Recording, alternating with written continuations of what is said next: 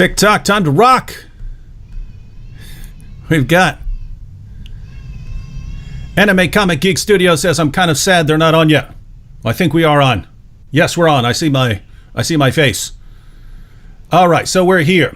So good evening to everyone. I should include good morning and good afternoon because people are tuning in from all around the world. I am your friendly neighborhood philosopher, David Wood, and with me, by popular demand, is the man who makes Muhammad's bones shake in their grave. It's the Christian Prince. How you doing, Christian Prince? I'm fine, thank you, David. And before we start, I want to say thank you for inviting me. And I'm so glad to be, finally speaking to you and having all those who are, they wanted this to happen. It's happening. So I'm glad to be here. Thank you. Oh yeah, there were people have been telling me to have you on for months. I'm just not good at contacting new people, but here we are now. All right, so we're going to be taking some questions and comments from everyone in the chat here once we get going. But there may be people here who aren't familiar with you, aren't familiar with your work. So in order to help them get to know you a bit better, why don't you share a little bit about where you grew up, your background, and everyone who's watching, while he's doing that, be sure to wage jihad on that like button and share the link on social media. I am an Arab. I speak Arabic. Arabic is my first language. And I studied Islam. I have a degree in the Islamic law.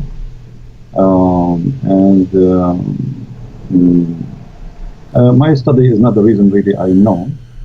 The reason I know it's because I study hard so I can answer the Muslims. And I don't know much. I mean, the rest about me is what people know, like I do. Mm-hmm. So you have a degree, you said, in Islamic law? Yes. Why on earth would a Christian want to get a degree in Islamic law? When I was very young, like always, you go to church, nobody want to talk about Islam. You speak to your friends, nobody want to talk about Islam. And the Muslims always, they challenge us, and there's nobody to answer them. So I decided to study so I can learn really what Islam is about. In the same time, I can take a stand for my belief, and that's what I did exactly, which is actually against the will of my family, mm-hmm. because they wanted me to study something useful, not something stupid, Mm-hmm. Because for them they are Christians, and studying Islam is a waste of time. It's not worth it, and it is, it's not a good thing. And I agree with them, But always good things can happen from bad things. Mm-hmm. All right. Well, I wanted to ask you a couple questions about your approach. The kind of two issues here. I hear from Christians. I hear from Christians all the time. And guys, those who are asking to adjust the bass and stuff like that. No, there's not. We've started. I can adjust the volume. That's about all we can do here. So just got to live with it. Any changes have to make at a different time. Christian Prince, I hear from Christians all the time, and you're a perfect person to answer since you're the Christian Prince. I hear from Christians who say that when you're interacting with Muslims, you shouldn't criticize Muhammad or the Quran. This is just going to drive Muslims away. They're not going to listen to anything you say. And so you just focus on sharing the gospel with them, just present Jesus. Don't criticize their position or they're never going to listen to you. That's obviously not your approach. So what do you think of that? Me, I am a Middle Eastern, so I understand the nature of the Middle East. And the nature of people there is totally different from what people think. And maybe what you are saying can be, valid for those who they are American, who they are born in America. Arab, Middle Eastern Muslims, if you are too much nice, they think you are weak. They play the game of intimidation. It's not really about the way you approach them You see, even the Quran says that Allah, He made us to be humiliated. So when a Muslim, he speaks to you and you are so kind to the point you don't even, you won't, you know, like when people, they say, well, you are rude. I'm not rude, I'm just being truthful as it is. Same time, the Quran told the Muslims that Allah, He cursed us and He made us people of humiliation, which means in Arabic it says ضربت عليهم الذلة. If you go to chapter 3 verse 12, 112, it says that Allah, He made us people who they are nice to humiliate us, not because we are nice. So the Muslims, they have different understanding for your kindness. Maybe you are trying to be kind because you are a Christian, but for a Muslim, you make him believe that Allah is saying the truth in chapter 3 verse 112, because He cursed us and He made us nice to be humiliated. So I am not nice with somebody who don't believe in being nice. And if somebody saying to me all kind of things, why I cannot say all kind of things to him too? And why I have to speak in a way some people want me to speak in? This is the way it should be. You know, even the Lord, the Messiah, He says either yea, yea, or nay, nay, be truthful. So, you know, no political correctness. The Messiah Himself, He was not politically correct, and He spoke to the Jews in many ways, and many of them, they are harsh. So being harsh, not because I hate the Muslims, I never hate the Muslims, but being harsh because the religion, the topic is harsh itself, and the nature of this religion is harsh too. Now, so you're pointing out, one, given the group that Muslims tend to not listen to you unless you're. So, in other words, it's kind of the opposite of what many Western Christians think, right? They somehow have come to conclude that if you're aggressive with Muslims, Muslims aren't going to listen to you. You're saying it's actually the opposite. If you don't have an aggressive approach, they're not going to listen to you. You see, in the Middle East, the one who shouts louder is the one who his voice is heard. So I know where I'm coming from. I know the culture. I know the nature. And, you know, everybody, you know, anyway, for me, I am very successful. I have, you know, a lot of people who left Islam. So if the way I'm doing it is not right, then how you can explain people leaving Islam left and right? So obviously it's working, it's good. And I you know, I don't insult people. I just say things as it is. I mean, your prophet is a false prophet. What's wrong with that? I mean, what I should say? I should say to him, your prophet is a good prophet when he's not. So I approach in a way which is go straight to the point. So you've mentioned a couple of times, and people have been pointing out in the chat that lots of Muslims, contrary to what many Christians in the West believe, lots of Muslims do listen to you and they leave Islam, and many of them become Christians. So what kind of results have you seen over the years? Actually, I can say to you. Hey, well, you just got your sound got much more clear. All right, that's good. Did you plug in the mic? I changed the microphone from my side. Actually, maybe this is what was a switch. Oh yeah, that's perfectly clear now, guys. Does that sound better? Yeah, there were people. Yeah, perfectly clear now. All right. All right. You see, I have in the last few months, I don't know how many. I cannot even count how many people left Islam. And you know, I don't change the way I talk. This is the way I talk. This is the way I mean, even when I speak to Christians, I mean, if somebody he says something I don't like, I speak. This is how I am. I am not someone else. This is how I am. And who like it, who don't like it, it's up to him. I mean, what I can do. I mean, you don't like it, don't listen to me. Yeah, and I have to say, it's especially when I think about people in the Middle East, right? Assyrians.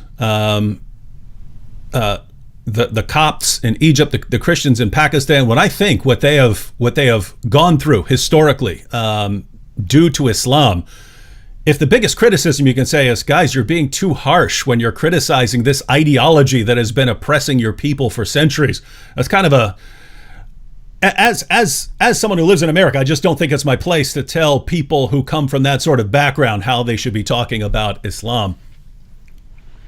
You see, David, you did just a few, maybe a month or 6 weeks ago, you debated a guy, his name is Mimi Hijab. and you saw how he was trying all his best just to humiliate and to insult, but not to debate. Yep. The reason, for him, you are too nice because you are not coming from the same background. For him, humiliation is a way of winning. It's not he may make fun, even though he is saying stupid things.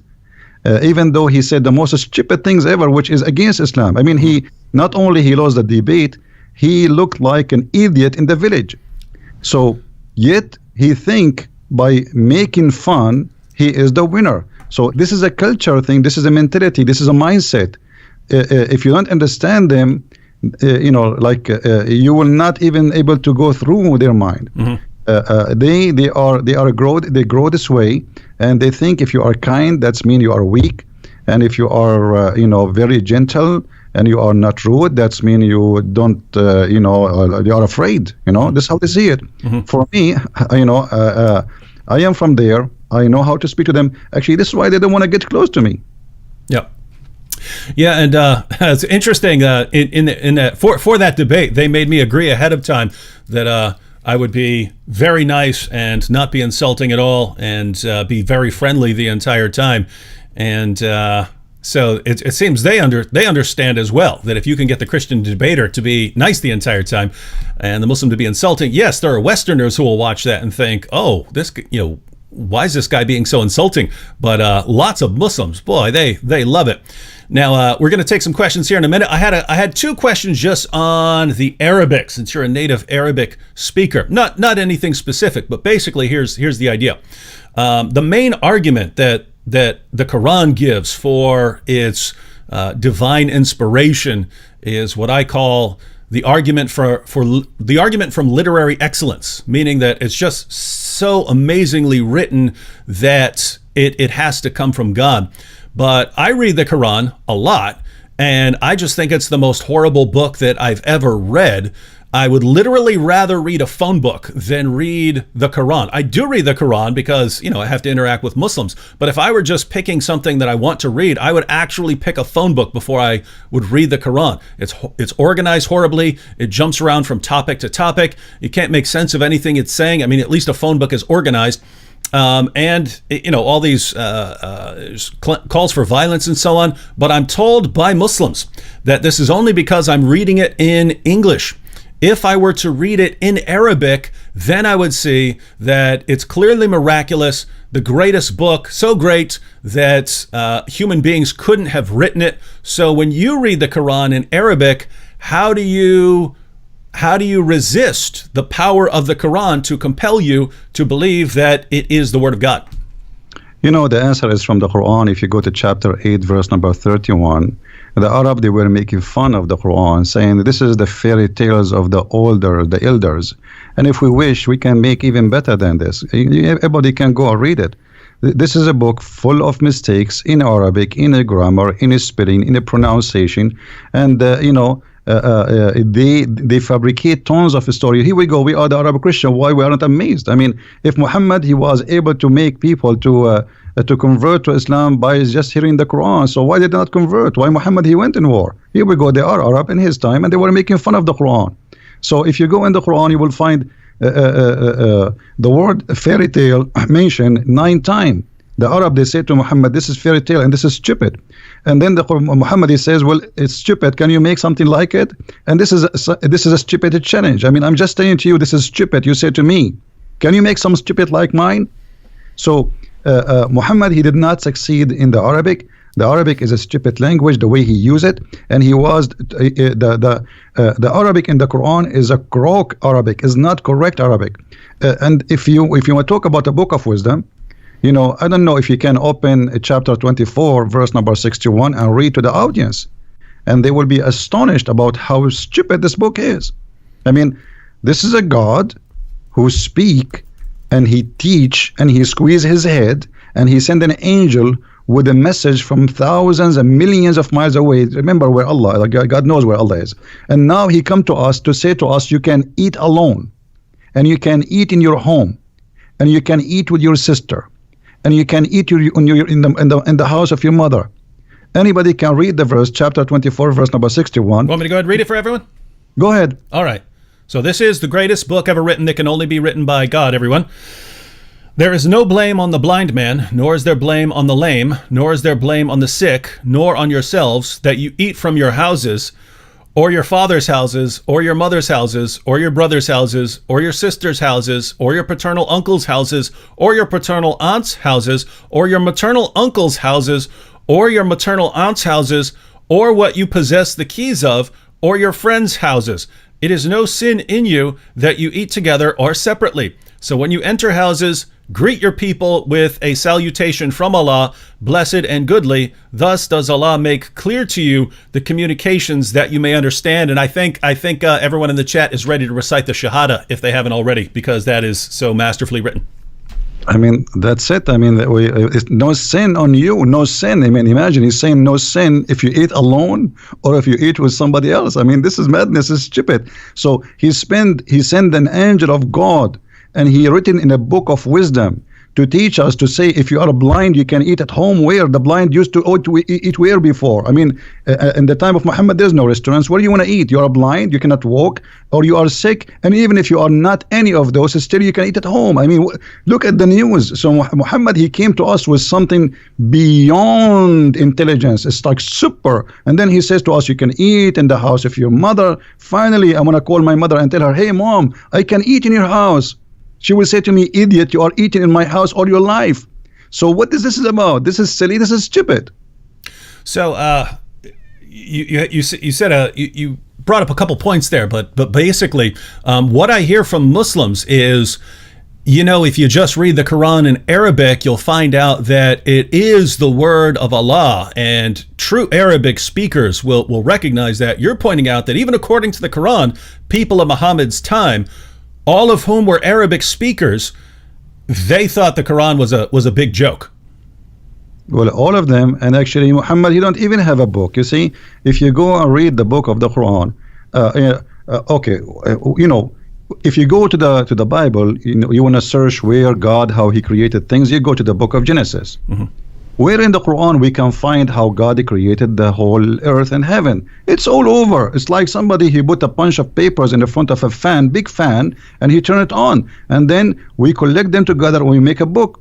So nothing there make sense. And then, you know, if you go in the Quran, you will find things because of this madness. The Quran says that today, as an example, in chapter 3, verse number 7, today I completed your religion for you, accepted Islam for you. And then why? You know, because we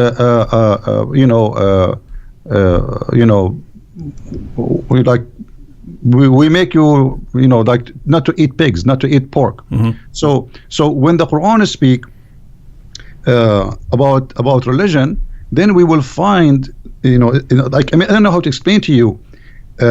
I wish everybody can, you know, speak Arabic, because you will die laughing from the stupidity of this Arabic. Mm-hmm. If we go in the Quran, as an example, in chapter 3, verse number 85, it says, the one who accepts other than Islam, Allah will not accept from him.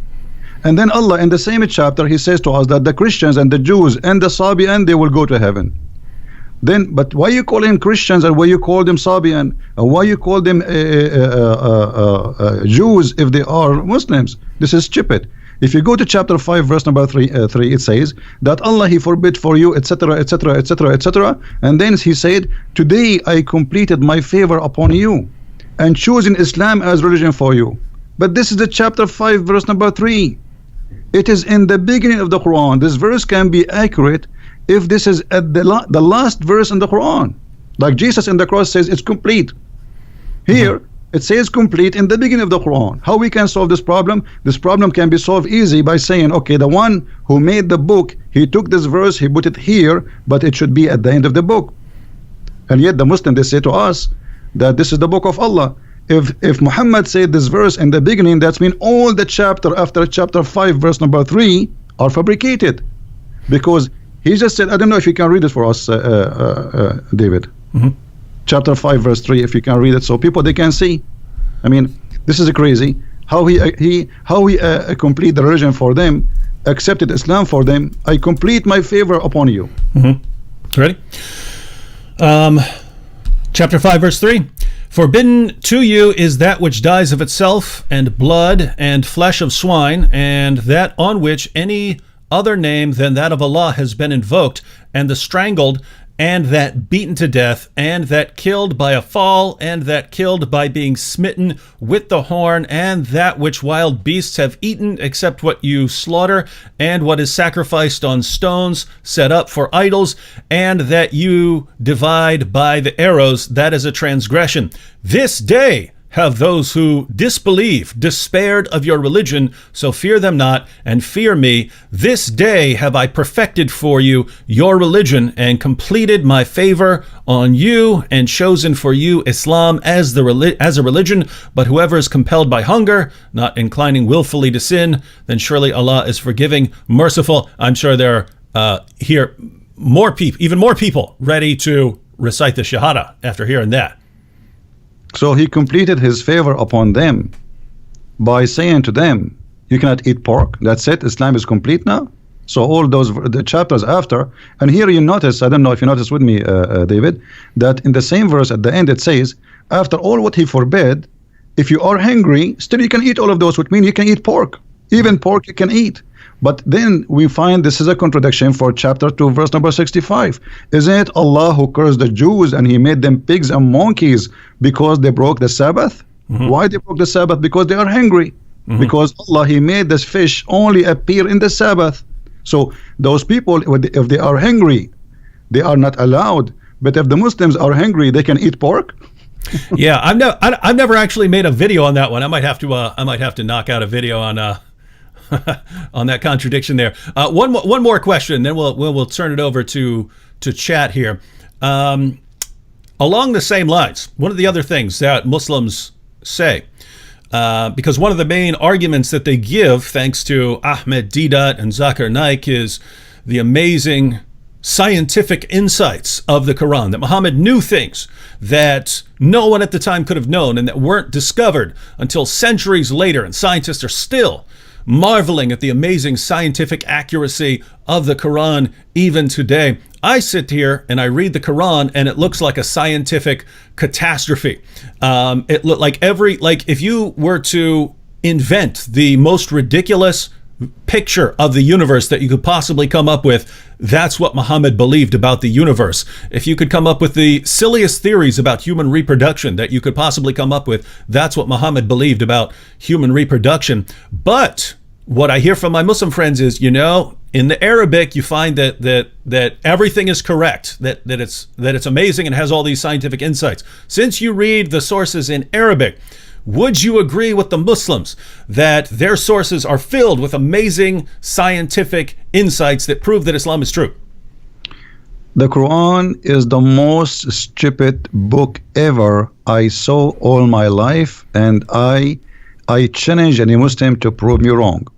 The God of Islam even don't remember which one he created first, the trees or the stars. Have you ever heard of a maker? He says something in one verse, he said the opposite in different verse. The Quran do not know even how the baby is created. He says that the baby, he was a sperm and then he became a congealed blood, which is funny because the sperm was a sperm and then it became a congealed blood. Muhammad, he explained, and he says that the sperm stay inside the mother for 50 days. Have you ever heard of a science like this? But the Muslims, the problem is when the Muslims, they try to make the Quran as a scientific book, they fabricate the translation, they change the meaning to make it fit with science. As an example, when the Quran says Allah, he made the sperm into a congealed blood, the Muslims, they say in many translation, you were a sperm and then you became a clot. But this is not true. It doesn't say that. It says the sperm became a clot. If you go in Sahih al-Bukhari as an example, Muhammad, he says in hadith number 2644, he said that the semen remain in the womb of the women for 40 or 50 days, and this is authentic hadith. So this is the science of Muhammad, claiming that semen can live for 50 days. Science says maximum 5 days. So that's the correct. Only mistake is only a 0. Mm-hmm. Yep. That is correct, by the way, ladies and gentlemen. In other words, if you go to your biology class and you ask your biology teacher or professor, how long can a sperm survive, you'll hear maximum 5 to 7 days. Not so, according to Muhammad. So if you're a Muslim, you could spend a lot of time. You could spend a lot of time correcting your teachers and professors. All right, Christian Prince, we'll be talking more about the Muslim sources and what the Quran says. Wanted to ask you a little bit about, you seem to have a lot of problem with your videos getting taken down and things like that. There's a comment over here by Guy777 that'll kind of, I'll reply to this real quick and then get your comments, because there is an issue with censoring critics of Islam. Now, Guy777 here says, so I'm a Christian and got banned for criticism of Catholic doctrine, but you guys criticize Islam for a living. Why ban me? Well, no one's stopping you from talking about Catholic doctrine, Guy777. No one's stopping you from talking about Protestants, Orthodox, Catholics, anything. When we have a topic and we're going to be addressing something, if we're going to be discussing the interaction between Islam and Christianity, there always seems to be a small group of people who want to divert the discussion in the chat to something else, right? So flat earthers will show up and we'll start arguing, hey, everything is about flat earth. People will start bringing up political issues, and we're discussing a topic, right? We're discussing issues. And there are people who try to divert them. No one's stopping you from talking about those things, but go somewhere where they're discussing those things. If we're sitting here talking about, whether Muhammad's a prophet, and you're over in the comments section trying to prove that the earth is flat or something like that, no one's stopping you from doing that, but do it somewhere where that's actually the topic. So what you're asking is, why would you be banned for trying to divert the discussion over to what you want to talk about? I hope when you hear it like that, you can understand the answer, right? If everyone's over in the chat trying to divert the discussion to some other topics, then no one's actually paying attention. And what's the point of even having the discussion if no one's paying attention because they're talking about other things? So if you are diverting to any topic, and it doesn't matter what it is, it doesn't matter what you're trying to divert it to, then you're going to have to be blocked from this discussion for that. Keep in mind, guys, there's a difference between stopping your free speech and blocking you from a discussion that you're interrupting, right?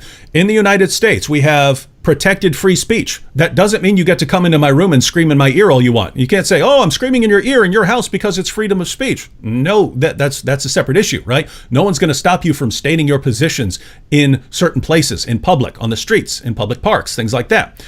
So no one's stopping you from saying your positions on YouTube, Facebook, out in the parks, wherever you want. This area, it's like our house, and we're inviting people to the house to have a discussion and thing, and you're coming in and trying to divert the discussion to what you want to talk about. No, you can't do it. So that's a different issue. Try again, but don't do that again, or I'm going to block you again.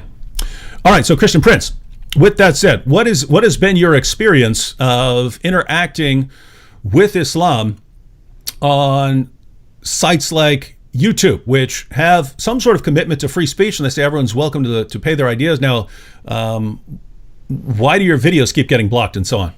Yeah. Before I go there, I want to answer this guy. He asked about the Catholic. First of all, the Quran in chapter 5, verse number 14 said, I will spread hatred and enmity between the Christians until the judgment day. And for me, when you do that, you are serving Allah. You are not criticizing anyone. Secondly, you might even be a Muslim, and how we know even you are a Christian. Number 3, the Catholic, they are people who believe in Jesus. They believe in the Father, the Son, the Holy Spirit. So you are wasting my time and very expensive time. We spend our life to speak about things which is not really worth it for us. Go to different place. There's a guy, I can advise you to go to his channel. His name is Muhammad James White, and he hate the Catholic to death. He will welcome you, and he will have you, and will give you a big long hug. Now we go to YouTube. YouTube, anything we say against Islam, they take us down. It doesn't matter what you say, even you say hello. The second you attack Islam, the second you are not welcome. Say something good about Islam, they will welcome you. I cannot even keep my videos for a few hours live on air. I have to keep them, taking them down, because they keep sending me. I received tons of emails from YouTube saying Pakistan government complained about this video and about this video and about this video and about this video. I mean, and we have to take them, away. So Pakistan government don't agree. Muslims don't agree. I mean, I live in America. What I have to do with Pakistan? And why Pakistan have control of YouTube? So, we cannot say something without being chased, and this is the reality. And because of that, I keep asking people to carry on my videos and spread them all over. Mm-hmm. Yeah, and by the way, guys, I say the same thing, because there's really, every day when I wake up and I open my computer, I think, okay, I might open it up and it might say you've been banned from YouTube, just because of I get messages all the time from YouTube saying your video has been banned in Germany. This video has been banned in Pakistan. I get entire lists of videos that are blocked in Pakistan. So you just wonder when you're going to get up and a bunch of people false flagged a bunch of your videos again, and then you get banned from the platform. So it's a pretty rough position. By the way, the guy who just asked the question about Catholics, he said he thanked me for at least answering the question, and so hope that was. For the record, I like James White when James White is talking about the topics that James White is really awesome at. But there is a good point there. If you're interested in those kinds of discussions, James White's platforms deals with those, right? We just don't. We're not dealing with that there. We're not dealing with the interactions of Catholicism and Protestantism and Orthodoxy. So we're going to continue here. We have here, I'm going to go through some of the questions over here. Someone says, can you please ask the Arabian prophet to explain the Egyptian saying Salli al-Nabi? Is that something you're familiar with? Yes, Salli al-Nabi, which means pray on the prophet, you know.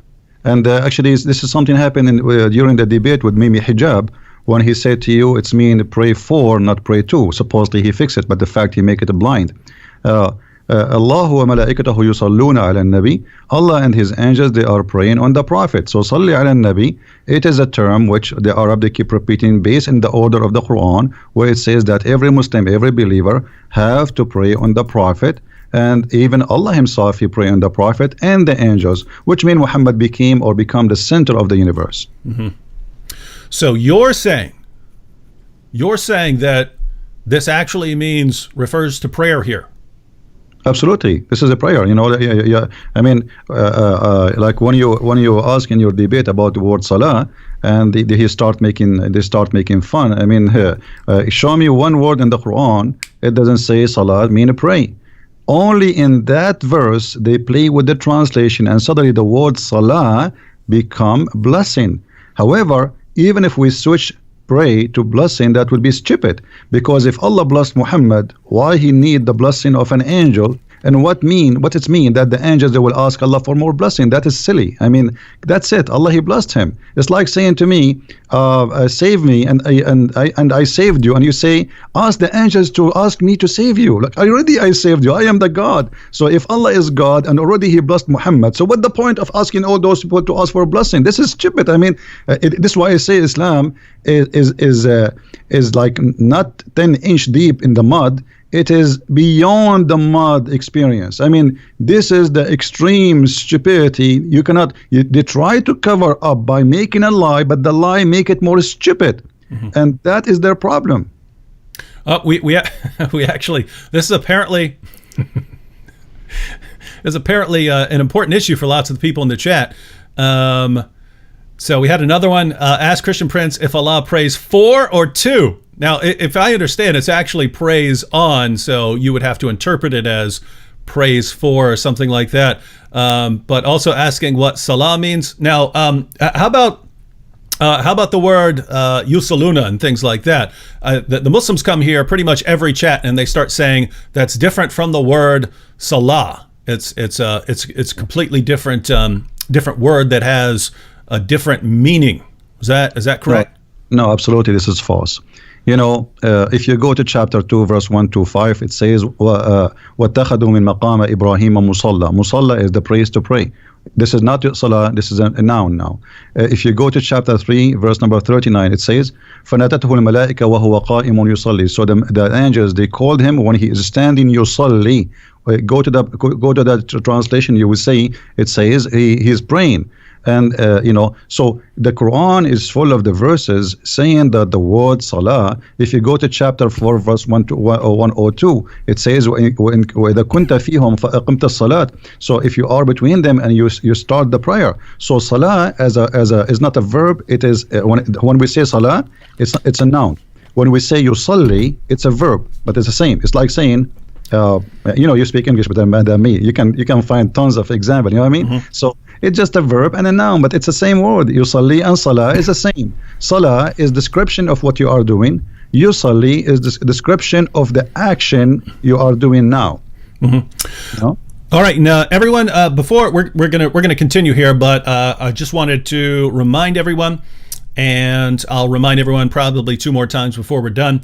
The links to Christian Prince's various platforms, those links are in the description box. So you have a link to his YouTube channel if you're not subscribed, link to his Facebook page, and also if you want to support him, there's a link to his Patreon page there. So I speak from experience when I say that when we try to dedicate a good portion of our lives to responding to Islam, to making videos, to having these kinds of discussions and so on, it takes up a lot of time, especially when you have to do studying and stuff to prepare for topics and so on. So the donations do come in very, very handy. So, and don't think if you're on a platform like Patreon or something like this, the idea of a platform like that is, yes, even if you can only chip in $5, $6, $2, $10, whatever, the idea of crowdfunding is that if you have a bunch of people want to support what you're doing, and a bunch of people are all chipping in $5, $7, $10, that adds up very quickly. So the link to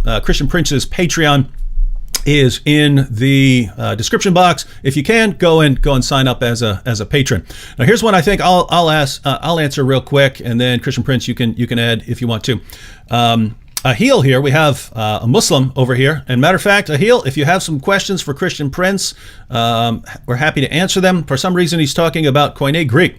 He says, Koine Greek is Pidgin Greek, LOL, LOL. Why did they not know how to speak proper Greek rather than classical Greek? LOL, LOL, broken Greek Bible. Now, this comment is so hilarious to anyone who is familiar with the Greek language. You ask, why didn't they know how to speak proper Greek rather than classical Greek? What are you talking about?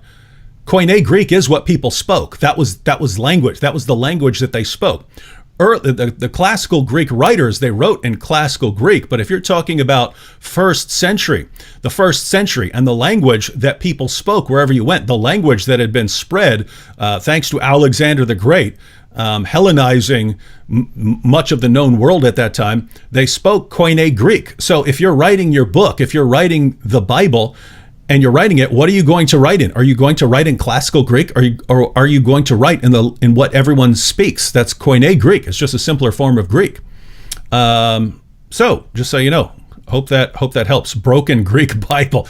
David. What's up? This guy is talking about broken language. I mean, how he when Zakir Naik he speak, why he don't make fun of him when he speaks stupid Arabic and he do not know Arabic? Did that? And Zakir Naik, both of them don't speak Arabic. There is the example. I will quote for you a verse from the Quran, and then he speaks in Arabic, and only Allah knows what he is saying. I cannot understand the word. I am an Arab. I have no idea what he's saying. So this idiot, he is trying to make fun of people who don't speak good Greek. We do not know who they are, but in the same time, he is reciting Quran to his God in a language he don't understand. The Greek, they recite the Greek. I do not need even to pray in a Greek, but you recite in the language nobody knows what it's meant. If I ask you what this word mean in the Quran now, he will say only Allah knows best. So shame on you to speak about languages. Even your God Allah in the Quran, his language is broken, and me and the Arab, we correct the Quran and we make fun of it. Christian Prince, there's a guy on YouTube. He does, his channel's called Vidu Vids, but he does an awesome Zakir Naik impression. But yours is better. That was the best Zakir Naik. By the way, everyone, Nabil did an awesome. Nabil would never do it on stage or anything like that, but Nabil could do an awesome Zakir Naik impression as well. Should have recorded it at some point, but no, that was epic there. Here we have a question from Alan. Alan Silva says, guys, can you guys mentor me in apologetics against Islam so I can argue so I can argue with my girlfriend's family? So apparently his girlfriend's family is Muslim. But Alan, that's kind of what we do in our videos, right? We're trying to mentor people a lot through our videos. But Christian Prince, if this guy wants to talk to his girlfriend's family about Islam and Christianity, what are the basic steps that you would recommend? Well, first of all, I don't know why even he have a girlfriend. I mean, how this will end? You will marry, and then your family will be broken. You do not know the children will be Christians or Muslims or what. So I don't think this is a good idea. Always you have to marry from someone share the same target, the same belief. Otherwise, it's going to be a broken family. Well, we don't actually know here. I mean, his girlfriend may be an ex-Muslim or something like that. He's asking about the family, or she may be Muslim. We don't know at this point. But if he wants to actually respond to her family using apologetics, what would you recommend? Well, he can watch your videos. He can get my books. I have many books on Amazon. He can watch my videos. They are for free. And, we do our best to teach. This is what we do. So watch our videos, learn from them, take reference, and make an argument. But before always you talk about, before you open your mouth and speak about a topic, you better educate yourself very well about it.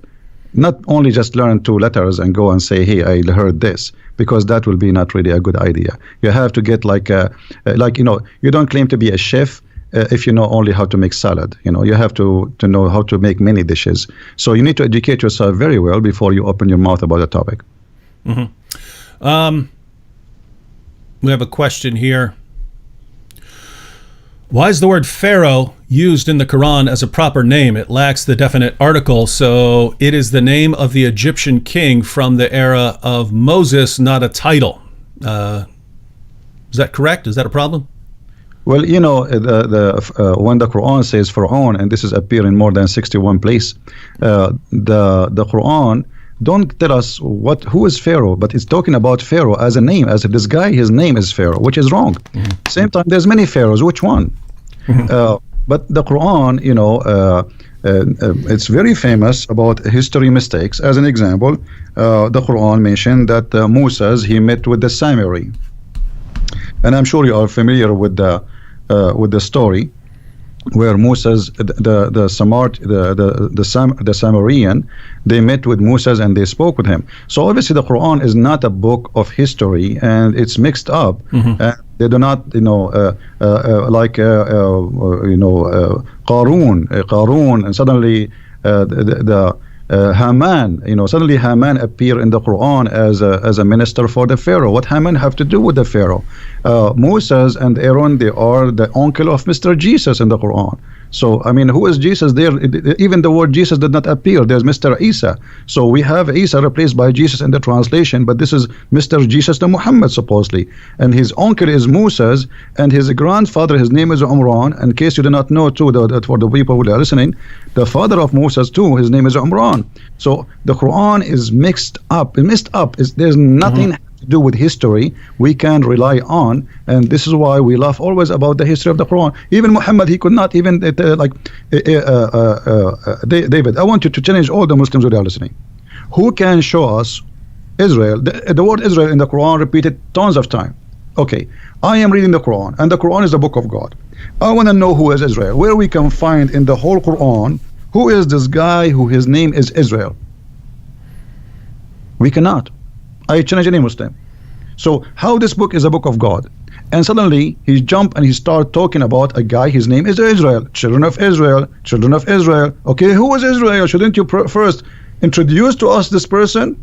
So Quran is a silly book. It is not the same. In the beginning you said yellow pages. Yellow pages is better because yellow pages, you have first name, last name, you have an address, and you have a phone number. Here there's nothing. I wanted to ask you about that name Isa, because I've read a few theories about where that name came from.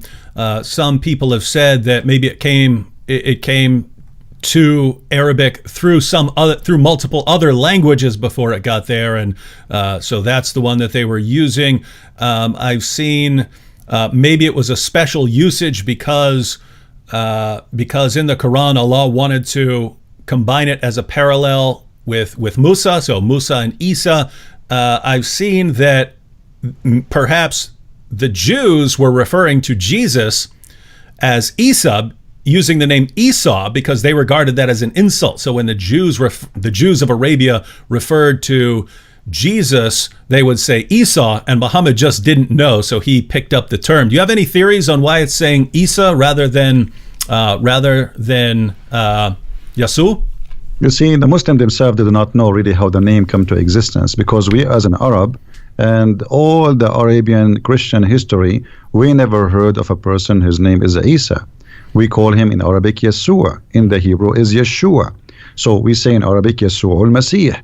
You will not find a single Arabic Christian he used the word Isa. This is only a word created and came through Muhammad. It is possible that maybe the Jews, they were insulting, as you said, but really there is no we cannot find where this is coming from. And remember, David, that Islam is disconnected religion, which means the Muslims today, they have nothing to do with Islam in the time of Muhammad. The first book written about Muhammad, it was hundreds of years after Muhammad. There's nothing about Muhammad. You know, the Quran itself, the one we are reading today, they're saying that this is according to recitation of Hafs. And Hafs, according to Muslims, he was a fraud. He was a thief. He steal books and he claimed that they are his own. So, and his father was the same. So Hafs, he learned the Quran from his stepfather Asim. Asim was a fraud according to Muslims. Asim and Hafs, both of them, their hadith is rejected. So how you accept his Quran? So they don't have Quran. The Quran itself have no roots. So how we can find out where Isa is coming from? And at the same time, the Quran always come to us with the strange names. Okay, who is Yahya? We do not know. Who is Salih? Names, they are coming from the middle of nowhere, and Muhammad, he inserted them in the Quran. Zulqarnain, I'm sure you know about Zulqarnain. Okay, Zulqarnain in Arabic mean the man with the two horn. Okay, have you ever heard of a guy, his name is the man with the two horn? Why, he's a cow? I mean, give us a name. What's his name? You don't tell me what he's wearing in his head. Have you ever heard, like now you are wearing a headset, David, I will say the guy with the headset, and then a guy who come after 10,000 years, he will know, he will recognize David Wood because he was wearing headset. This is stupid. So when you say the man with the two horns, shouldn't you tell us first what his name, where he was, which country, what language he speak? So this is a silly book, have no roots, and it's a collection of fairy tale stories. As we said, the Arab, they keep saying that to Muhammad, and Muhammad, he is just trying to make himself a prophet. And okay, they asked him, the Jews, they came to him, they said, okay, tell us about Zulqarnain. He started telling them, first of all, he did not answer right away. He waited until supposedly Jibril came, and he told them, okay, Jibril told me the story of Zulqarnain, and he started telling us a story about he found the sunset in murky water. So Islam is the Quran is not even a good for 6 years old low IQ child. He will laugh at it.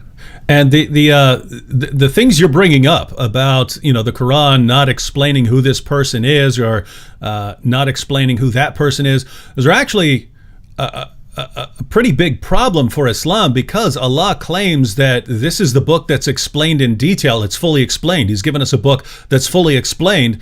And if you don't know from some other source or from your own historical knowledge what these things are talking about, you're going to be really confused, because it's not fully explained. It's not explained in detail. It's just, yeah. So anyway, rough book. All right, we have a question here, and this has come up previously. Sister Sunshine says, ask Christian Prince about the necrophilia question. So this has come up before, that we do have a story about Muhammad crawling down into a grave in a situation. I've never, if I'm being generous, then I would think that Muhammad just went and slept beside this woman. You're reading the sources, so tell us what this is about. You know, the story is saying that Muhammad, when this is about the woman, her name is Fatima bint Asad, and she is supposedly the mother of Ali. So when she died, Ali, he came to him and he was crying. And he was crying because simply his mother, she never believed in Muhammad. So Muhammad, he told Ali, don't worry, I'm going to do something. Muhammad, he went to the grave, and the women, she have nothing, because you know, when the Arab before Islam, they have the same tradition. They make the person, you know, naked, and then they put them in the grave. They warp them with a sheet. There's no like a coffin. It's a sheet. They put them in the grave, and then Muhammad, he took his clothes and he lay down with her in the grave. And why? According to Muhammad, the Arab who was watching, they said to him, whenever you came with something nobody did before you, why you are doing that? He says, because I want to make the pressure of the grave lighter on her. Now, the story doesn't say that Muhammad did anything wrong, but Muhammad, he took off his clothes and he lay down with a dead woman she's wearing nothing. And the excuse is to light the pressure on her grave. But this is contradiction for the Quran, because the Quran says you pray for them or you don't pray for them, Allah will not forgive them. They are kuffar. So how, if Muhammad he lay down in the grave, the pressure of the grave will be less? This is silly. So Muhammad here is either he is a mentally ill, you know, and you know, he wanna give himself like I can make even the one who go to hell suffer less even after he die, which is stupid to say, because you are just a prophet, you are not God. And the pressure of the grave, what does that mean? It's silly, stupid too. So I don't understand really why he did that, and I don't see it. It was really sexual as it was like something crazy and stupid. You know, I wasn't there to say it was sexual. I can say it is something from somebody he have a mental illness. Mm-hmm. Yeah, and it's so whether he had sex with her dead body or not, it's just weird. No matter what the situation is, it's just a weird thing. Yeah, the Arab, they said that to him right away. They said to him, "You did something nobody did before you. What is that?" You know. Mm-hmm. So he explained to them that he is you know, he is trying to make the pressure of the grave less, and this is false. Isn't it Muhammad who says that he asked Allah for forgiveness for his mother and Allah he reject? Mm-hmm. So if his mother he could not, you know, bring mercy for her, how about the mother of somebody else? Mm-hmm. Yep. All right. Hope that answers the question, Sunshine. And CIN says, I have a question. Who's speaking in Surah 1933? So that's a famous verse of Jesus. So I guess they want you to talk about 1933. That's a famous verse because Jesus talks about the day he's raised to life. So I'll go ahead and read the verse, and then Christian Prince can comment on it. So this is Jesus speaking here. He says, "And peace on me on the day I was born, and on the day I die, and on the day I am raised to life." So why would that be an interesting verse? You know, because here he says that peace on me when the day I'm born and the day I die. And you know, Muslims, they say that Jesus is still alive. Mm-hmm. So when that day of peace is going to be upon Jesus, according to Muhammad, he will come back and he will stay in earth in the judgment day for 40 days only, and then he will die. And what peace on me in the day I die mean? I mean, it doesn't make sense. I mean, death is death. If there's a peace, I mean, what does that mean? So Muhammad, he say things nobody understand, and this is why Muhammad in chapter 5 verse 101 said, "Ask no questions," because verse number 102 it says, "Why not?" Because if you do, you will leave Islam. Mm-hmm. So ask no questions. I say things nobody knows what it means. It's including me. Now, if Jesus is going to come in the judgment day, shouldn't we ask the Muslims why? Why? Mm-hmm. Why not Muhammad? Muhammad is the last prophet. Why Allah did not? Muhammad was killed by poison. Why Allah he saved Jesus from a cross? He did not save Muhammad from the poison. So all the questions, the second you ask a question about Muhammad or about Jesus in Islam, everybody go in trouble and they have no answer, and they will say to you, Allah knows best. And this is the best answer they can give it to you. Allah knows best. Mm-hmm. Yeah.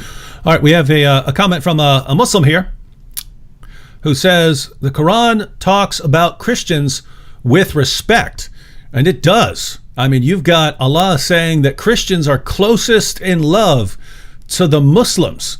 So we've got the Quran talking about Christians with respect. Is that correct, Christian Prince? Well, the Quran insult the Christians all over, and he say we are mushrikeen, we are the worst of the creatures, we are worse than animals. Allah he hate us, chapter 5 verse 14. Chapter 5 verse 51, Allah says, take not Christians and Jews as a friends. So when a Muslim he says Quran respect the Christian, that is really funny. So why Allah he will spread hate between us, and why we are the worst of the creatures? And when he say in the Quran, like the Christian and the Jews, they can only friends to each other, and the one who is a friend to the Christian and the Jews, as in chapter 5 verse 51, to the Christian or the Jews, he is unjust and he is a bad person. He is evil doer. So when a Muslim says Quran respect us, show us where. I want to see that. And the Muslim, what they do, they show you verses Muhammad he said in the beginning of his life, like in chapter 5 verse 69, Muhammad he says, inna alladhina amanu walladhina hadu was-sabi'una wan-nasara, etc. Those who believe and those who they are Jews and Sabi and Nasara, they will go to heaven. This is in the beginning. But later Muhammad he says in chapter 5 verse number 72, the same chapter, just a few verses after, kuffar, they are kuffar, those who say Allah he is the Messiah, the son of Mary. So he called us kuffar. In chapter 5 verse number 82, this is the verse he is quoting for us. This is a verse not saying that we are good. No, you see, look, Muhammad, we mentioned like the guy who asked about he want to talk about Christian sect. Muhammad he was trying to what they call it, divide and conquer. So chapter 5 verse 82, he was saying, oh, the Christians are close to us, the Jews are the enemy. So he was trying to say to the Christians, don't worry, I'm going to kill the Jews only. And later, after he finished with the Jews, he switched to the killing the Christians. The chapter of the Tawbah actually happened after he killed all the Jews, not before. He finished with the Jews and he finished with all the enemies, and suddenly he came with the Tawbah 9:29 says, fight those who don't believe in Allah. He meant specifically the Christians, and he decided to attack the Roman in Tabuk.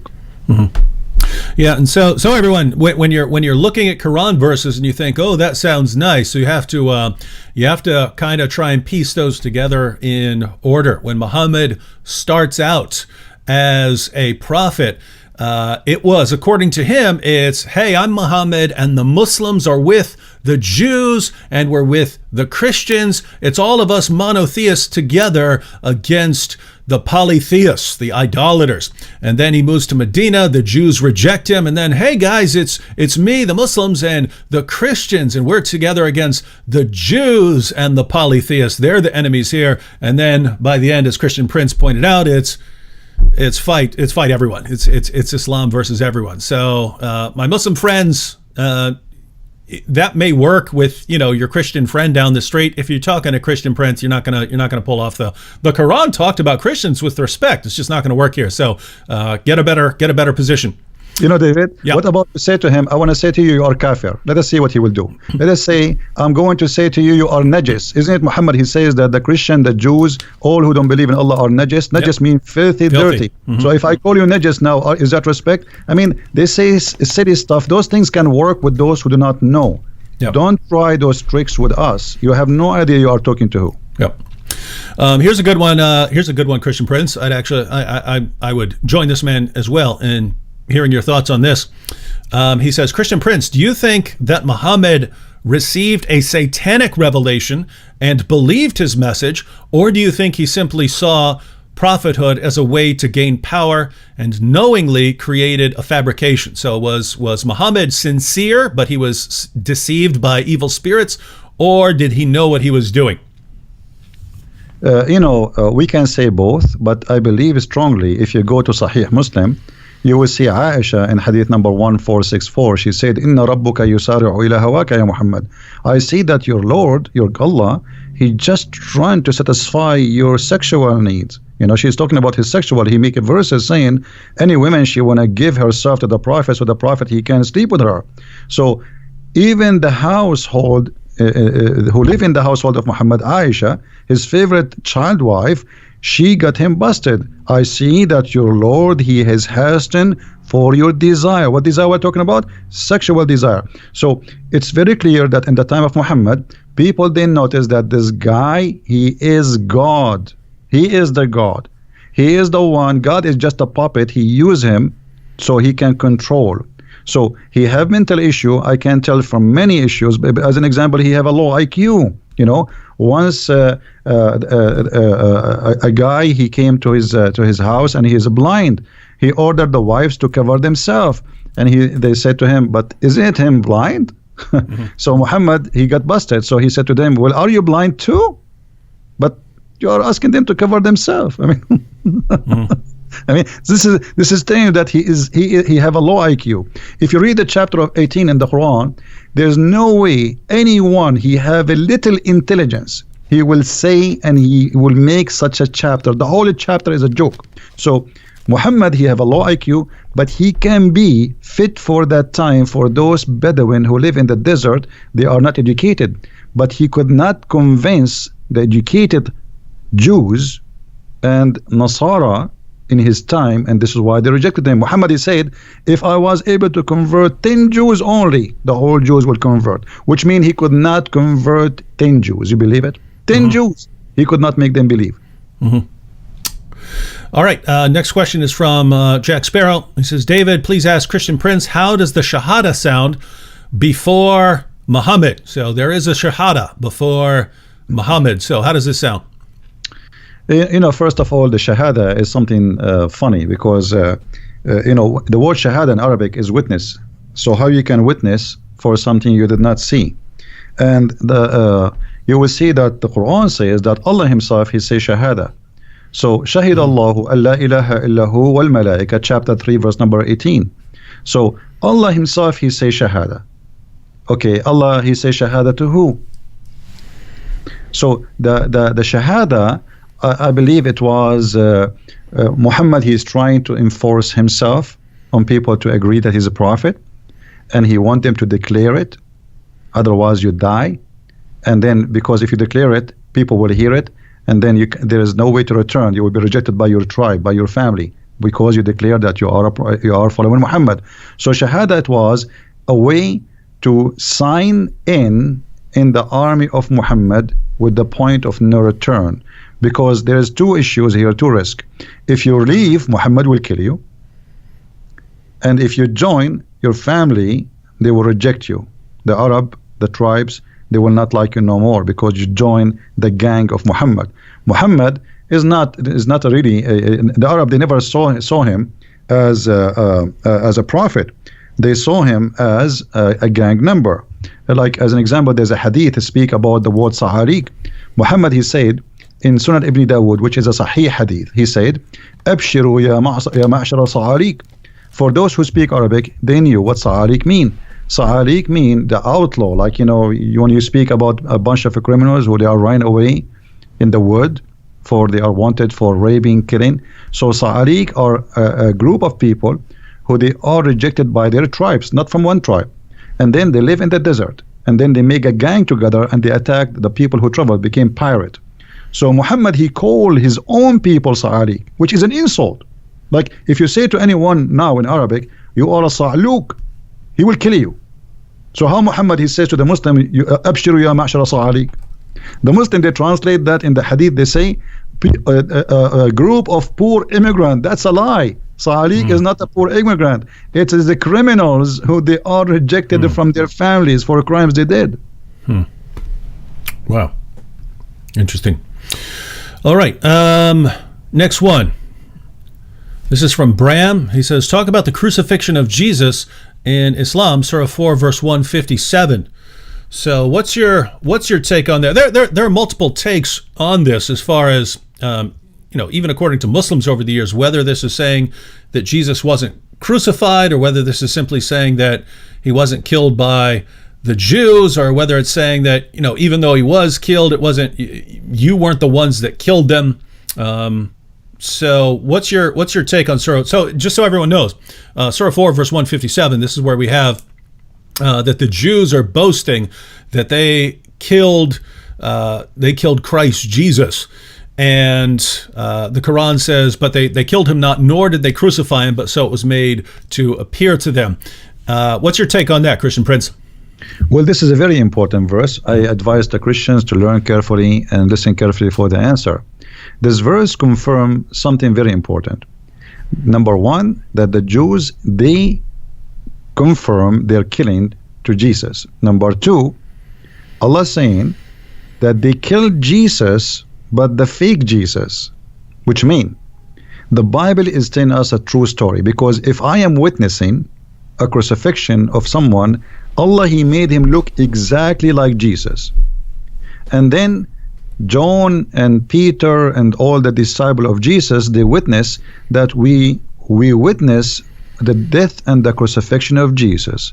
The Quran is saying Allah, He made him look like Jesus.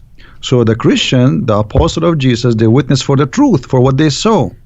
Which mean the Bible is saying the truth, because a true witness is the one who say what he saw, not what somebody else after 600 years will say to us. I saw this, I write this. This is honesty. So the Quran confirm that what is written in the Christian book is absolutely correct, that they witnessed and they saw Jesus being crucified. And then Allah, He sent after 600 years someone to say it was not Jesus, this is a child, this and this is stupid. But by this the Quran confirm that our story is a true story.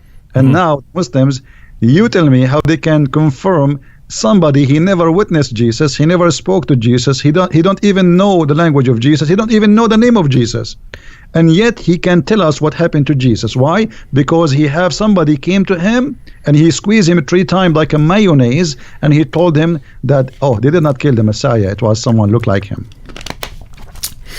All right, I assume this comment is a joke, but on the slim chance that it's not, I'm going to go and post it.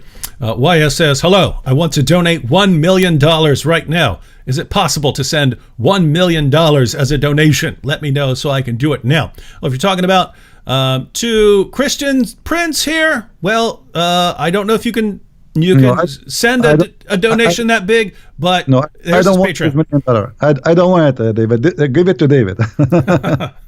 Okay, so if you want to, you can divide it up. You can give half. Go to Christian Prince's. Look, just go to Christian Prince's Patreon page. The link is in the description box. You can give him whatever you want. You can find my info if you want. Back to this comment from a Muslim. He says, "I have no problem with Christians as a Muslim."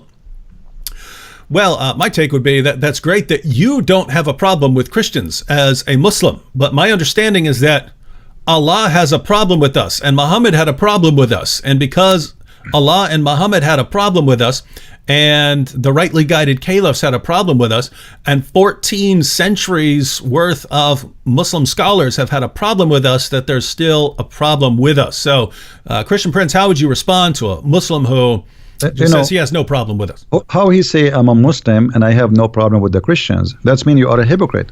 Because if you are a Muslim, you believe in the book of Allah, and the book of Allah says in chapter 5 verse 51, take not Christians and Jews as a friends. Even the Quran in chapter 9 verse 23 says you cannot even take your father and your brother from your blood as a friend. So either you are a hypocrite playing taqiyya on us, think that we are a bunch of fools who do not know your book, or you yourself, you have no idea what Islam is about. You are just born of a Muslim family, your name is Muhammad, and you think you are a Muslim. Choose one. Which one is you? I don't know. Yeah, I have to say, to the Muslims who are watching and thinking, hey, I get along with Christians, I get along with everyone, I don't have any problem with them. Look, it's great that most Muslims live better lives than their religion commands them to live. And it's great that most Muslims live better lives than their prophet lived. But we're not talking about nice Muslims who just don't follow Muhammad's teachings. We're talking about what the Muslim sources say. So even though you have no problem with us, again, your God definitely has a problem with us, and your prophet definitely had a problem with us, and that's why followers of your God and your prophet have been killing Christians and lots of other people for a very long time. Wait a minute. Wait. Now, the same guy, Christian Prince, I scrolled down to his next comment to see what he was going to say. But it's the same guy said he has no problem with Christians. And he says, but I just asked Christians not to call Jesus God. So he's saying he has no problem with us. Just don't call Jesus God. And what if we call Jesus God, what will happen? What next? What he would do? Yeah. What's the plan there? He would do jihad? Yeah. Oh, actually, I should have put a link, and I will after this show. First and last here said Christian Prince has books available on Amazon. Be sure to check them out as they are filled with invaluable information. I'll add those to the description box after the show. So if you're watching this in a replay afterwards, the links will be there. But Christian Prince, why don't you tell us about the books that you've written? Well, my books is actually, the Muslims, they say to me, well, if you are a person who know a lot, how come we never heard of a book you have? So I said, okay, I'm going to give you books. So I start writing books. So it was the Muslims who gave me the idea, and they are the Muslims who invited me to do so. My books is like a box of a lot of information. There's no, it's not just a book. Those who have my books, they knew.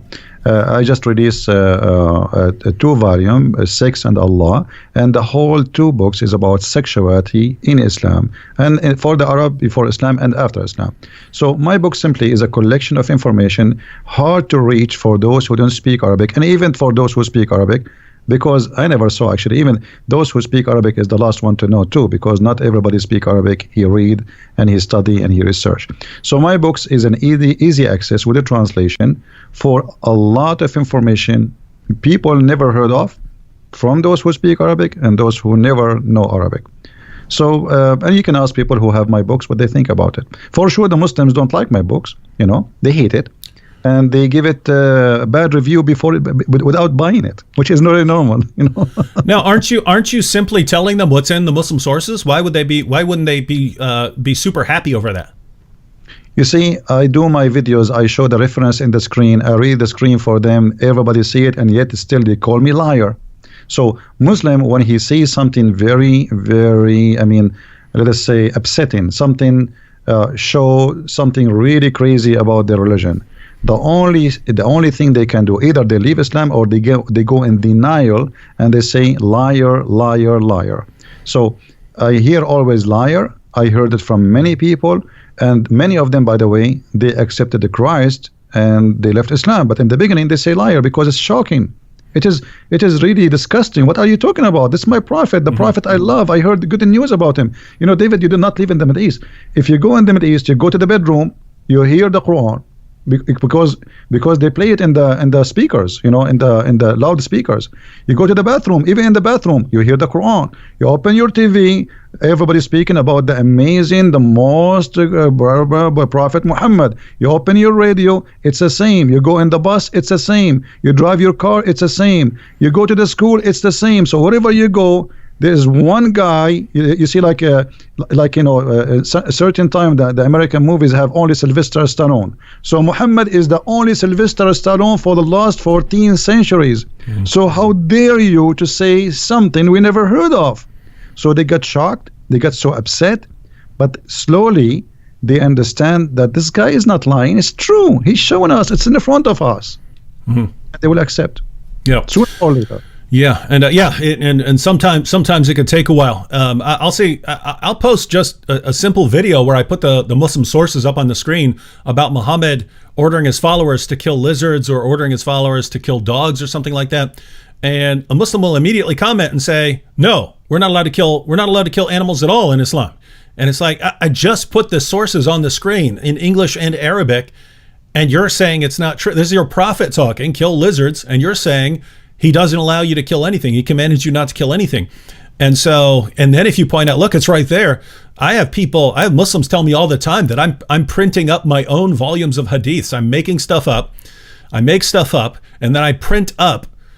I don't know what kind of time they think I have on my hands, but I print up my own fake editions of hadiths so that I can point to them and say that this is what Muhammad said.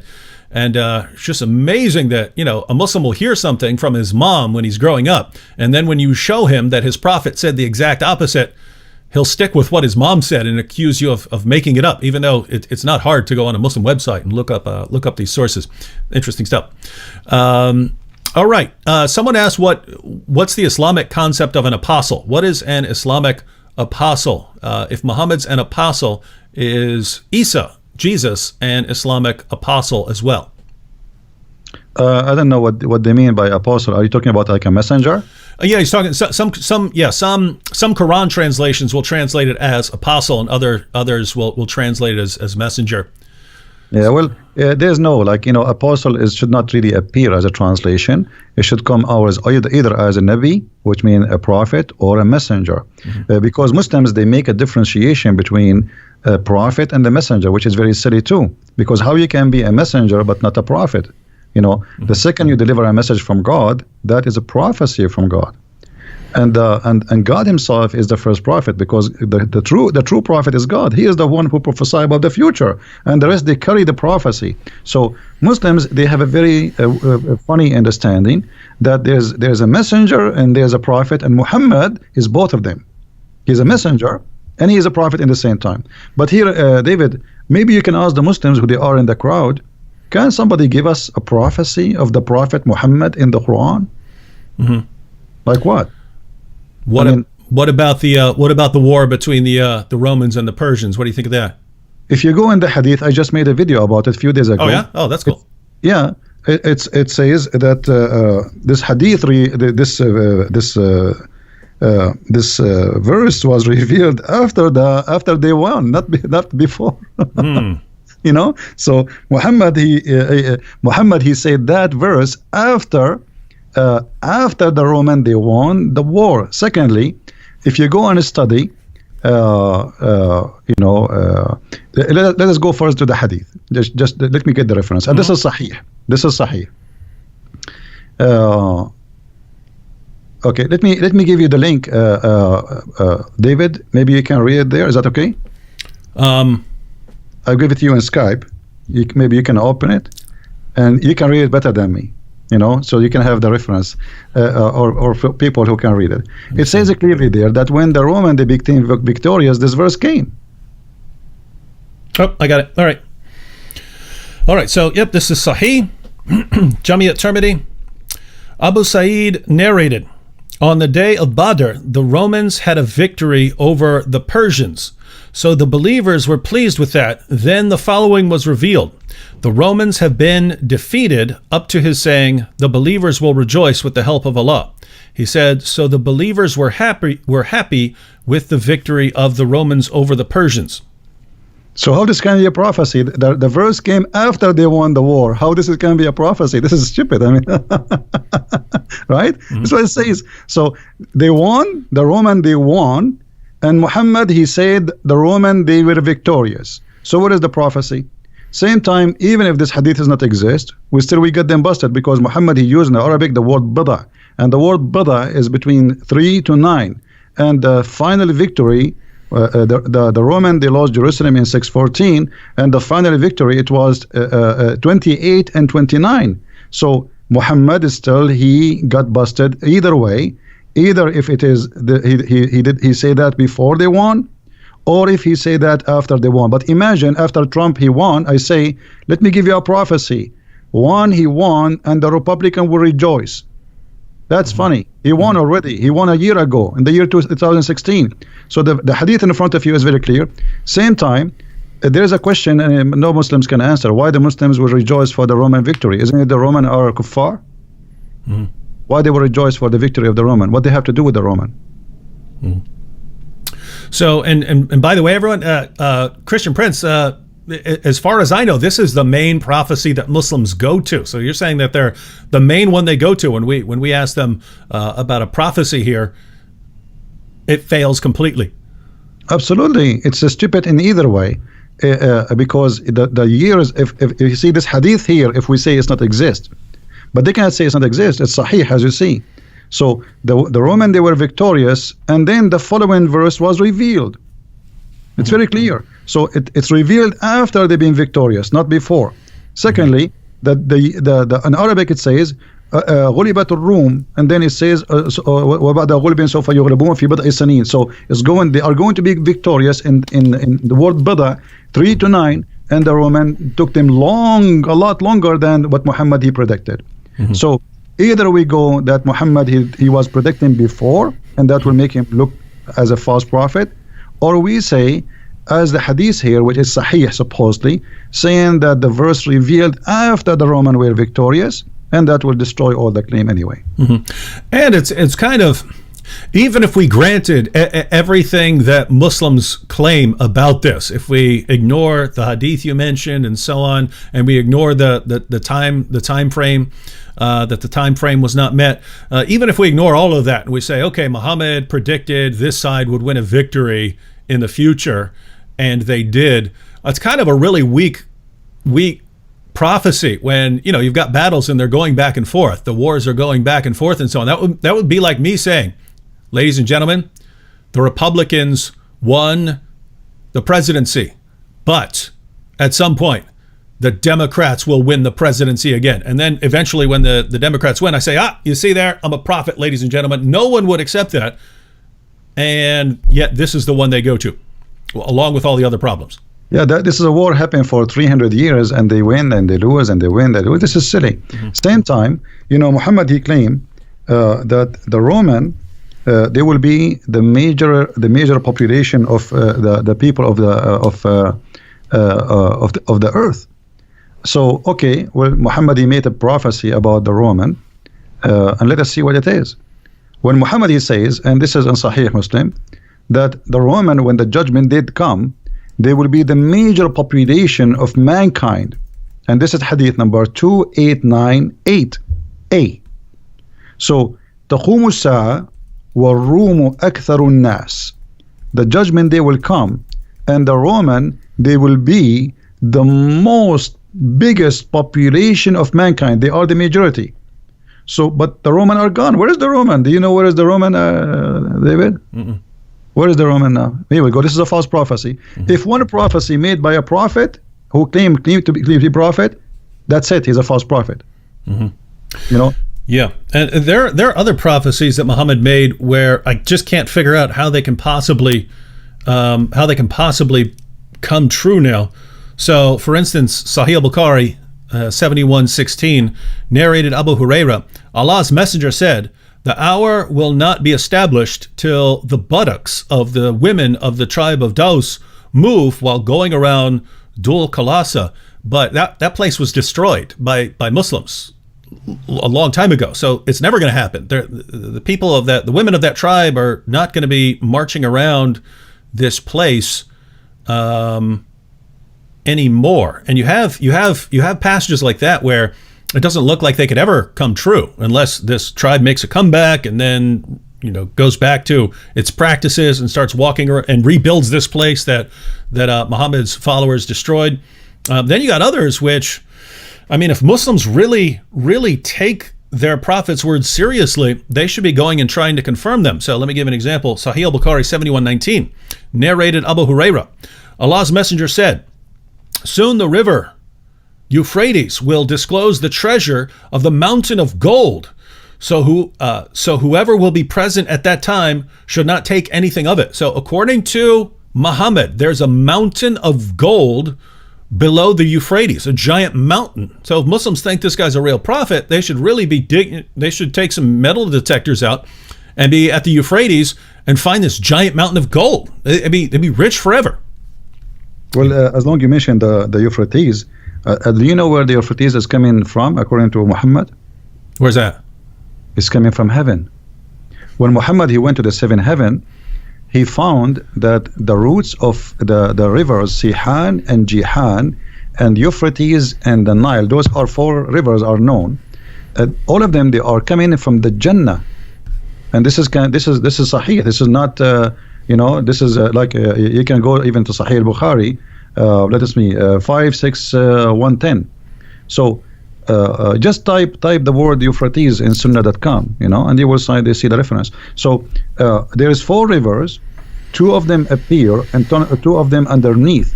And he asked Jibreel, who are those rivers? Jibreel told him that those are the rivers, the Euphrates and the Nile. Mm-hmm. So this is a lie. This is obviously, it's a lie. So if Muhammad is a prophet, he prophesied lies. What about the Quran? When the Quran prophesy that the man have a sperm coming from the backbone, this is a prophecy. It's something supposedly we do not know. Mm-hmm. And this is the Quran. They cannot say it's a weak Quran. So, chapter 86, verse number 6 and 7, it says, من بين الصلب والترائب, from the backbone and the ribs of the women. Not only the ribs, the location of the necklace, the word of taraib, is the location where the women have, like, if a woman, she put her like if she is wearing a cross and it's kind of short, is going to around tight her neck, and that location where the cross will set is exact what we are talking about. You know what I mean? Like the touch between the ribs and your neck, you know, the hole there. This is exactly where Muhammad, he claimed that women, they have a sperm and it's coming from there, and the man have a sperm and coming from the backbone. What about the chapter of the moon where he said that the judgment day is near and the moon is split? The moon did not split, it was the eclipse, and we can show the reference from the hadith. He was afraid each time he see eclipse, he think it's a doomsday, and same time he said the moon is split and judgment day is near. So moon splitting is a sign of judgment day, but that was 1400 years ago. This is a false prophecy. We can go you know, over and over. All the Quran is full of crazy stuff. One lie will make you be called a liar. So how about having hundreds of them all over the book?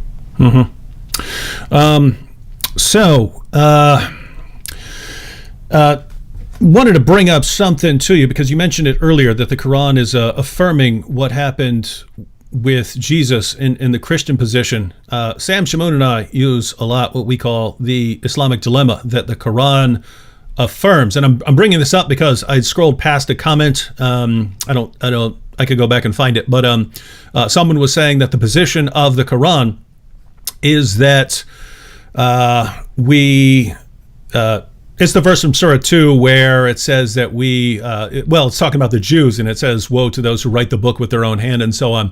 But what is the Quran's position on the previous scriptures, the Torah and the Gospel? Because every Muslim that you ever run into pretty much believes that the position of the Quran is that Allah revealed the Torah and the Gospel. They were corrupted by Jews and Christians, and that's why Allah sent the Quran to basically give us an uncorrupted revelation. What do you think is the actual position of the Quran? In other words, if you just read the Quran beginning to end, what would you believe about the scriptures of the Jews and Christians?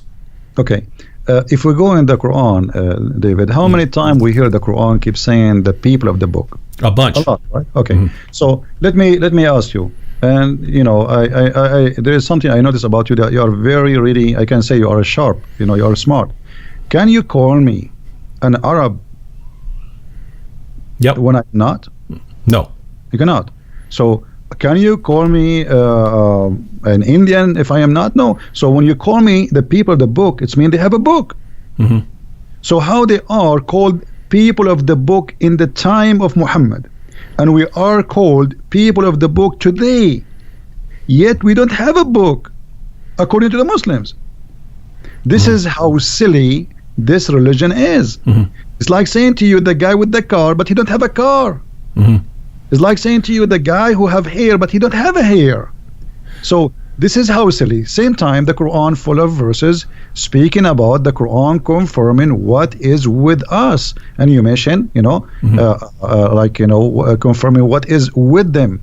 As an example, chapter 2 verse number 89, it says وَلَمَّا جَاءَهُمْ كِتَابٌ مِنْ عِنْدِ اللَّهِ مُصَدِّقًا لِمَا مَعَهُمْ, approving, confirming, believing in what is with them, not before them. So, and chapter 2 verse number 91, same. Chapter 2 verse 101, it says the same.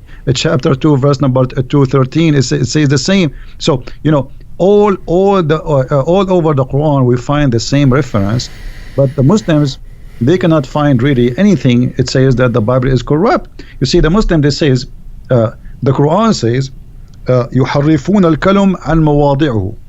What does that mean? You go to the interpretation, they say they change the meaning of it. This is their scholars, not me. It doesn't say they are corrupting the book. It says they change the interpretation of it. And that actually was, if you remember the story where Muhammad, he took an oath on the Torah. You remember? Okay, a Jewish guy, he put his finger over the word stone. Okay, stone them, the punishment of stoning. So this is what is this is what the verse is talking about. But this is how that can be corruption. You know, the corruption supposedly here happened because the guy, he tried to hide the word in the Torah. And if it is corrupted, and Muhammad, he knew the book is corrupted, where is the hadith where Muhammad he says the Quran, the Bible is corrupted? I want to see it.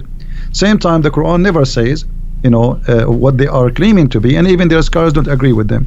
Because how in one verse you says you approve what is with them, in the other verse he says they are corrupting, but they are corrupting the word. Same time, يحرفون عن مواضعه, which means change in the location. If you go to chapter 5 verse number 41, maybe you can read it for people there. I will give you like a little bit of time to find it. In chapter 5 verse number 41, it says that corruption here is a change in the location of the words from its location. Does it say that, David?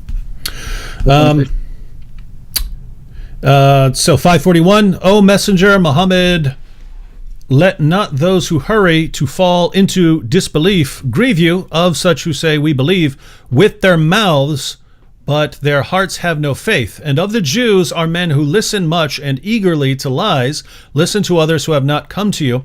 They change the words from their places. Okay, so the corruption here is not taking the verses, is changing the words from their places. All right. Now, if this is corruption, that means the whole Quran is corrupt. Because a chapter of, we just mentioned how the Quran says, today I completed your religion for you, right? The Muslims, they agree that the first chapter was given to Muhammad is now number 96. So if a change in the words from its place will make corruption, that means the Quran is the first one to be called corrupt book, because the whole Quran is messed up. This is not how Muhammad received the Quran, even according to Muslims. So here there's nowhere it says that they took the verses out of the Bible. Always it says يحرفون الكلم من بعد مواضعه, some of it. But if you go to the interpretation, it says that they change the meaning. They do not really take it, not literally, they change it from its and this is the story about the Jewish guy who put his hand over the verse where it says stoning to death. And just so everyone read that entire passage, everyone. We just went to Surah 5 verse 41, but the entire passage that follows, especially verses 43 and 47 and then 48, they basically give an outline of the true position of the Quran. So when the Jews come up to Muhammad to settle a dispute, Allah gives the response in verse 43 that they don't need you, Muhammad. They don't need you, Muhammad, because they've got the Torah. And if they don't judge by the Torah, then they're in trouble. So the position, now notice that would make no sense if the Torah has been corrupted. Then they would need Muhammad to correct them. But instead, it's, hey, Muhammad, they don't need you. They've got the Torah. Then in verse 47, Christians are supposed to judge by the gospel. And then verse 48, and Muslims judge by the Quran. So the position of the Quran is that each group has its book that it's supposed to judge by. Unfortunately for Islam, Muslims eventually went to the Torah and the gospel and realized they don't line up with Muhammad. That should have been the clear proof that you need that you're dealing with a false prophet. Instead, you just said, oh, I guess they corrupted it, contrary to everything that Allah has said in the Quran. And David, what about verse number 68, chapter 5, verse number 68? Oh, yeah, awesome. Doesn't it say that you people of the book, you should practice? You should follow the Torah and the Bible? Okay. Yeah, it says we have no ground to stand upon if we do not stand upon the Torah and the gospel. So how we don't have a book and we the Quran is saying to us we have to follow that book? That's really stupid. I mean, give us the book. Yeah, guys. So going back to what Christian Prince was saying earlier, that the Quran repeatedly calls us the people of the book, calls Jews and Christians the people of the book, right? So it's talking about a book that we have. According to what Muslims are saying today, our book was already corrupted. Well, that would have to mean when Allah is calling us the people of the book, then it must be doing so in an insulting fashion, according to what Muslims are telling us, right? When it calls us the people of the book, it would be calling us people of the corrupt book, right? People of the distorted book or something like that. But that's not what the Quran says. And so going through the other passages that Christian Prince brought up, the Quran is affirming the book that we have. And so, guys, you just have a problem here. And you need to recognize every Muslim wants to believe that the Torah and the gospel have been corrupted because they know that the Torah and the gospel do not line up with Islam. So they have to say it's been corrupted. But as soon as you say it's been corrupted, you're telling us that you know more than your God, because your God didn't know and your prophet didn't know. So you are greater in knowledge than your God. And so maybe you guys should be worshiping yourselves since you know more than your God. David, why the Muslims don't tell us why Allah he wrote the whole Torah to Moses in his hand? The Muslims don't believe in the Ten Commandments alone. They believe that Allah he wrote the whole Torah in his hand on tablet. Okay, what was the purpose if you will not protect the Torah at least? I mean, why? How many load of trucks Moses he need to carry the whole Torah?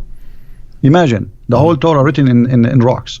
So Allah wrote it by his hand, and then that Allah, that's it. Everything is gone. So the Muslims, they have tons of stories. The whole story is that okay, we cannot find Muhammad in your books, so we don't accept your book. As simple as that.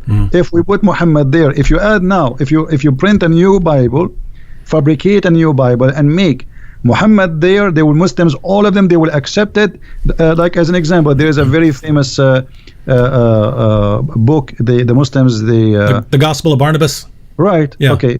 But this book is stupid. I mean, yeah. It's a 13th to 15th century forgery that was written in Italian. I mean, it's written. Not only that, this book is saying that Muhammad himself is Jesus himself. Muhammad himself is the Messiah. So the Muslims, they speak big mouth about it, but then nobody read it. But just because the name of Muhammad is there, supposedly they like it and they promote it and they made article about it. But none of them will accept it because they are hypocrite. If you accept the book, okay, I challenge you to publish it and accept it as this is the true Bible for the Muslims. But they will not do that, because they knew it's a fabrication. And this is the sign of the hypocrisy when somebody says to you, I like to eat shish kebab, but I will never order it. He will never order it, but he like to eat it. So how come you like this book, but you will never order it to be your book in the library to teach your children? Because he's a hypocrite. All right, so we've got about we want to cut off by 10 o'clock, so we got about 20 minutes left. Here's a good question from the apostate prophet. You know the apostate prophet, Christian Prince? Yes. The apostate prophet says, could it be, so he's going back to the crucifixion of Jesus. Actually, he probably posted it back when I'm way behind on comments. I'm only like halfway scrolled through the comments. But he said, so this is probably when we were talking about the crucifixion earlier. He said, could it be that Islam's assertion that Jesus didn't die is a poor appeasement of local Christian heretics that believed in something similar, e.g., only his body died? Greetings and respect to you both. So just so everyone knows, there were certain heretical Christian groups who had different beliefs about Jesus, that he didn't really have a body, things like that. So do you think this could be Muhammad being influenced by or trying to appease some local heretical Christians in Surah 4, verse 157? Yeah, there is some books is rejected where he's speaking that the Messiah, for he is a son of God, there is no way the Father will let him be tortured. So it most likely this one was on the cross. God, he made the body of a person who looked like Jesus, but this is not Jesus. And obviously Muhammad, he carry on with that fallacy. So it's possible, but we cannot really confirm 100%. But there is people who they believe that Jesus, because he's son of God, well, there's no way that God, his father, they will let him be tortured. And actually, once a Muslim, an Egyptian Muslim, he said to me, well, you know what? If Jesus is the son of God, then his father will save him. I said, okay, well, if this is your logic, that's good, because that means Jesus son of God in Islam. He said, how? He said, you just told me if Jesus is son of God, his father would save him. He said, yeah. I said, okay, didn't Allah save him in Islam? So yeah, Muhammad, obviously, he have nothing of his own pocket, nothing about Christianity, nothing about Judaism. He is a person who copy, but he have a bad ears, to the point even he cannot pronounce names correctly. So Amran became Umran. All the names he got them wrong. So Muhammad, he cannot be a person who is making things as much he is copying, especially when it's come to Christianity and Judaism. And even the stories of, like, as an example, the chapter in 18 is speaking about the 7 sleepers. But this is a story written hundreds of years before Muhammad, and it's a fiction story. Yep. So how Muhammad put it in the Quran? because simply he's trying to bring stories which is interesting to his book to make himself a prophet who knows. And if you read the chapter, you will die laughing. You know, the verses says, some they say they are 4 and their dog is number 5. Some they say they are 5 and their dog is number 6. Some they say they are, etc. I mean, this is silly. This is not God talking. Just tell us the number and that's it. Still, until now, we do not know what the number. So Muhammad is a person, he was under pressure. People, they ask him, they challenge him, especially the Jews, because this is why he hate them. You know, when the Jews they came to him and they said to him, tell us about Zulqarnain. It was a trap. They are not coming to ask him, they are making fun of him. And Muhammad, he get the bait. He was a fool. So he started telling them what is the first meal for going to heaven. In the heaven, it is the liver of the whale, and how the baby will be, how the child will resemble the parents. If the father have orgasm first, the baby will be a male. If the women have orgasm, the baby will be a female, which is stupid too. And then he to talk about Alexander the Great. So Muhammad, he hated the Jews for always getting him busted without him knowing. But it was too late. That's it. He made verses, he gave it, and people are laughing. And Muhammad, he wanted to seek revenge because they got him busted. Yeah, and guys, that's basically the history of Islam. The people who could actually understand and who knew why the things that Muhammad could be. Keep in mind, you could go up to someone who doesn't know anything and say anything you want, and that person won't be able to respond. But if you go to people who actually know something, then if you say something stupid, they're going to call you stupid.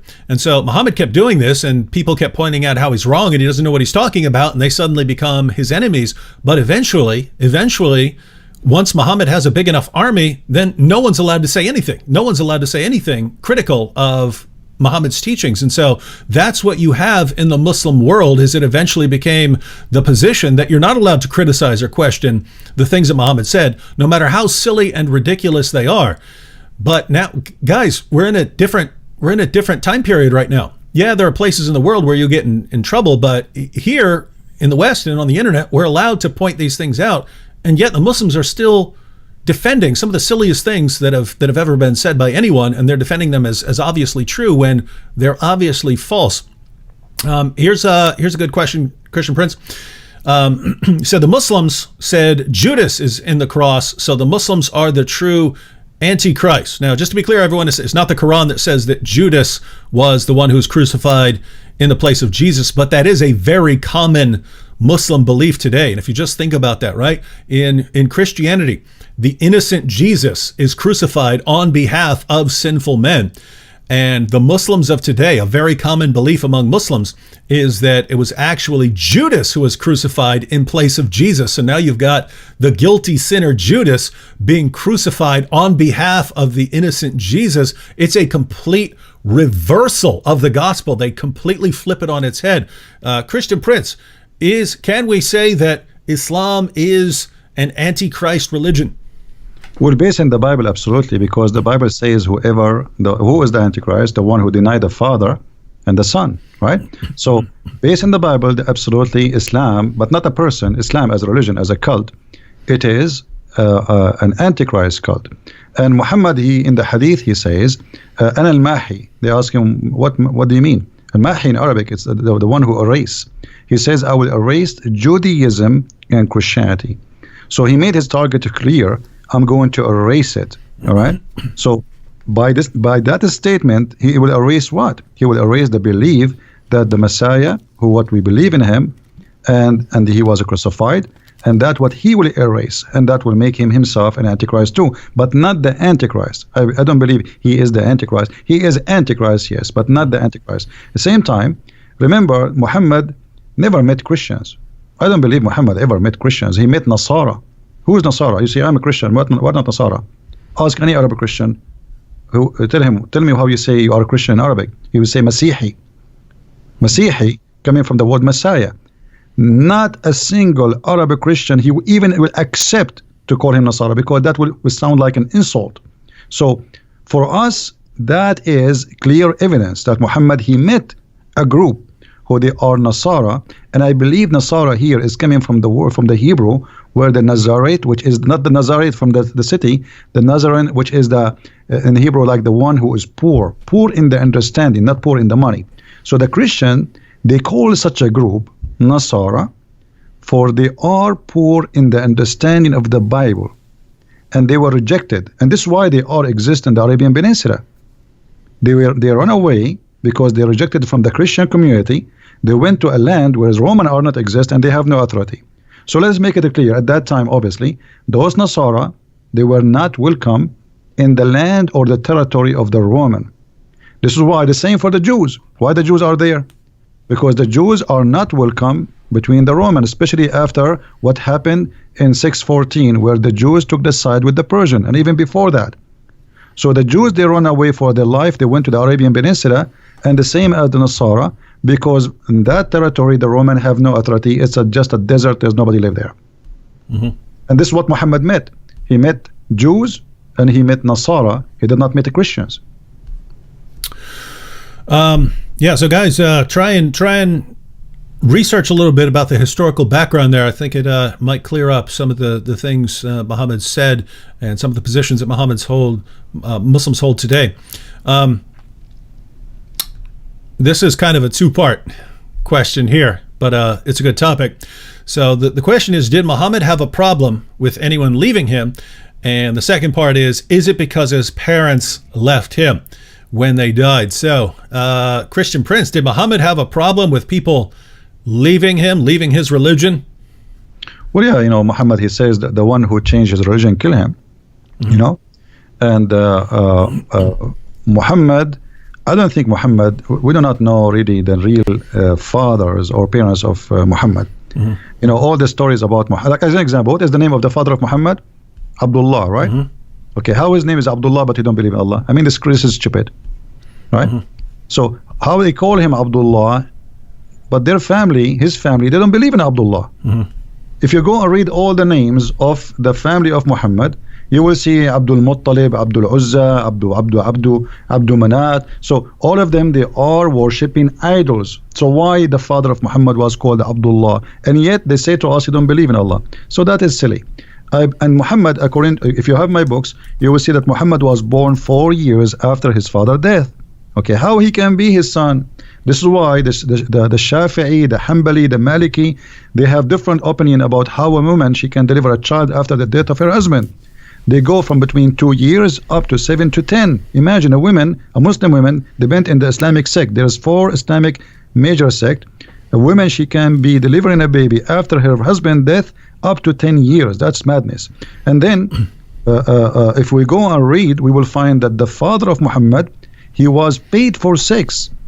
The sister of Waraq ibn Nawfal, she offered the father of Muhammad 100 camel to sleep with her, which I find the number is exaggeration. It's like saying I will give you 100 car these days. 100 camel for the Arab at that time, this is like you will make you really rich. So he told her, I will go to the mother of Muhammad and I will come back to you, which means he agreed. When he came back, she said, I have no need for you no more because you slept with that woman. So here you notice, you understand from the Muslims books that Muhammad's father was a gigolo in the term of getting money for sex. And then the father of Muhammad and his grandfather, supposedly they marry the same women, and then they have sons and they have different ages, and Muhammad's father, he died supposedly 4 months or 3 months after the marriage, the wedding. So how Muhammad can be born 4 years after? Mostly, I believe, this is my belief from my study, that Waraq ibn Nawfal is the real father of Muhammad, not Abdullah. This is why I always find Muhammad is with Waraq ibn Nawfal.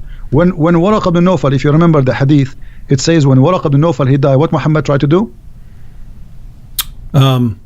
He tried to jump from. Okay. You're talking about the suicide attempt. Yeah. But this is when after Waraqa he died. Okay, why? Why when Waraqa died, Muhammad he became so desperate? What happened? Because he have a special relationship with him. When Muhammad was lost as a child, where they found him? With Waraqa.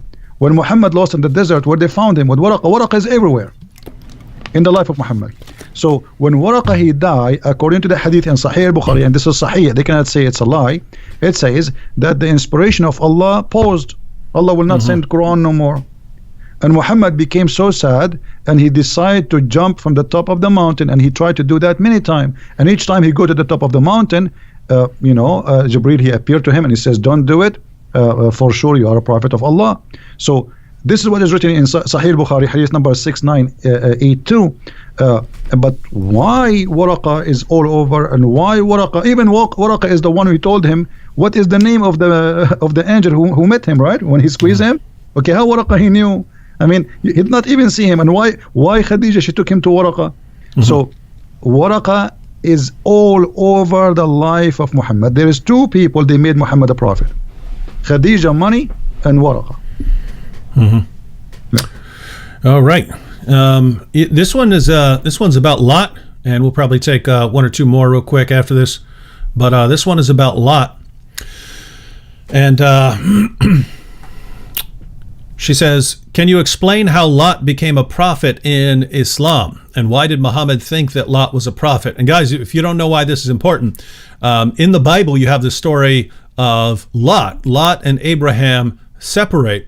And Lot, after the fall of Sodom and Gomorrah, his daughters apparently think that they're the last people on earth, and so they want to start the human population up again. And so they know that their dad won't sleep with them, so they get him drunk, they sleep with him, and then come out of that relationship some of the enemies of the Jews, the Ammonites and the Moabites. But Muslims look at that and they say, look, you see what the Bible does? Look how it treats the prophets. It accuses a prophet of incest, where the Bible's just recording what happened, whether it's good or bad. But Christian Prince, any thoughts on that, or why Muslims think that Lot is a prophet, or how Muhammad came to that conclusion? Muhammad, as we said, he is just a person who he learned from people around him. And mostly he is getting wrong information, and mostly I think the Jews, they were feeding him wrong information on purpose. I don't believe it was happening like this, because it's too much to believe that Muhammad was really, Muhammad, you see, he always look at the Jews as people of the book, because they know, they are people who have knowledge. So he saw in them teachers.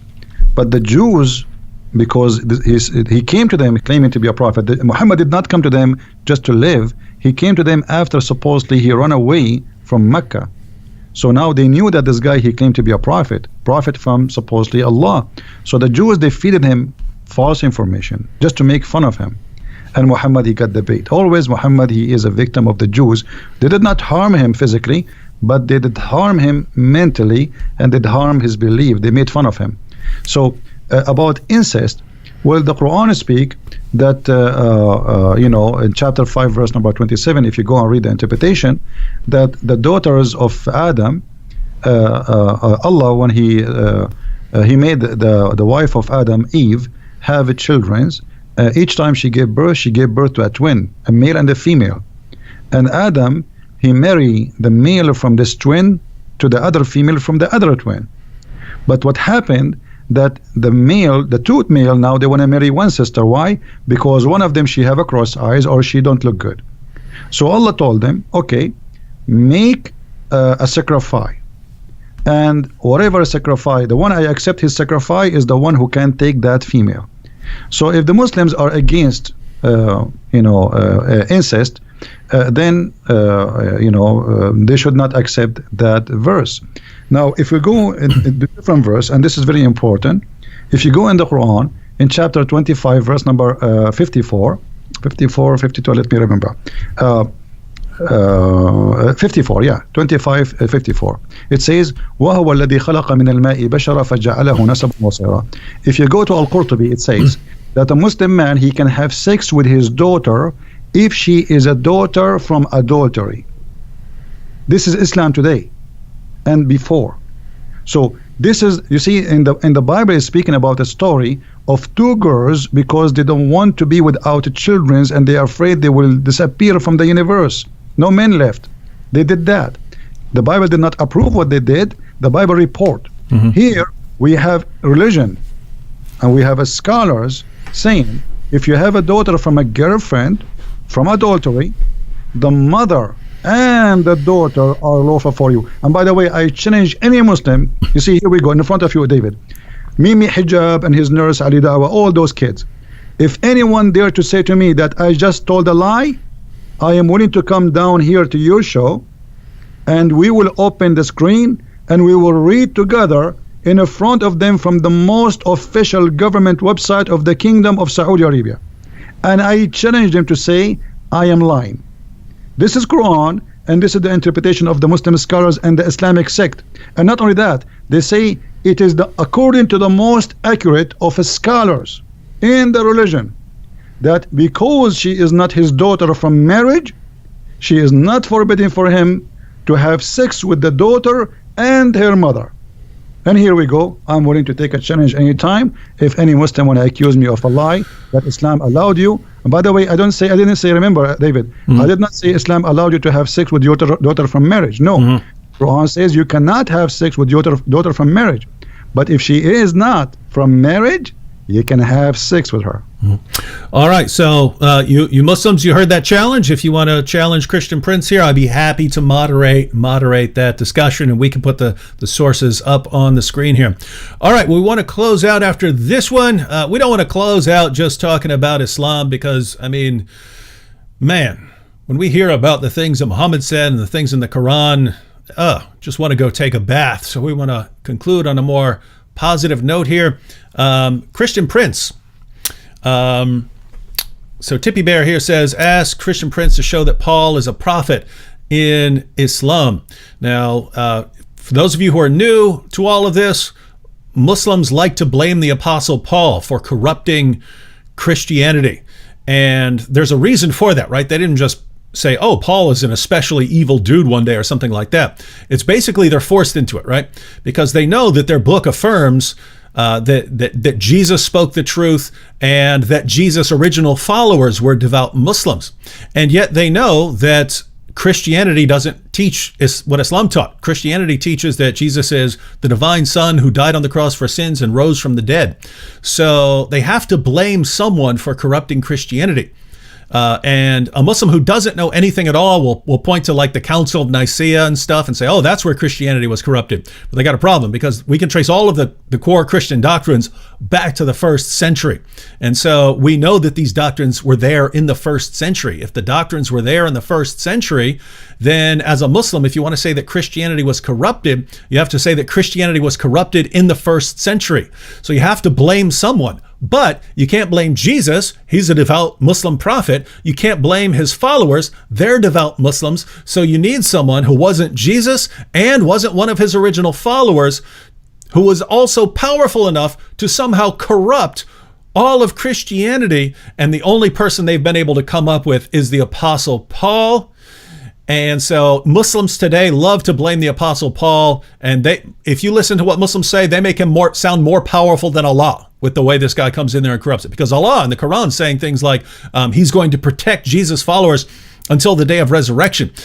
So those are the kinds of things that are being said in the Quran. And yet Muslims want to say that Paul came in there and just corrupted it, and too bad for Allah, too bad for all the work that Jesus had done. He flipped it on its head. But if I understand correctly, Christian Prince, that was not the position of Muslims centuries ago. Is that correct? Well, this is the challenge for the Muslims.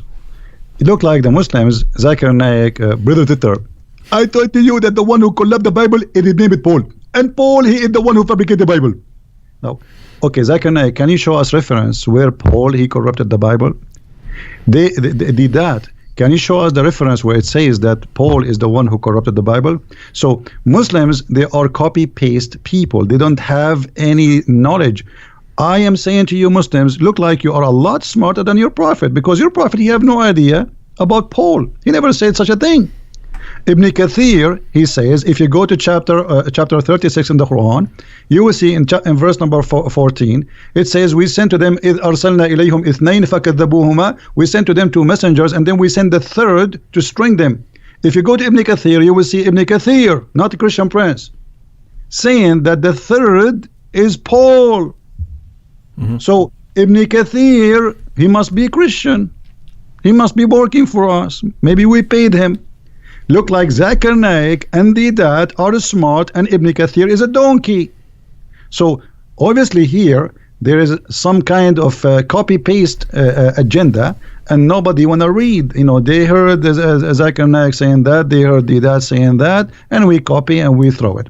Now the question, the challenge for the Muslims, Why your prophet do not know about Paul being corrupt in the Bible? Why Allah did not say that in the Quran? And why in chapter 36 verse number 14, according to you Muslims, those are three messengers, three musketeers sent by Jesus? How Jesus can send people to be messengers unless he is God? How a prophet, he can make you a prophet? How somebody, he himself, he is just a prophet, he can make you a prophet? Not only that, if you go and read the interpretation, you will see that they resurrected people from death.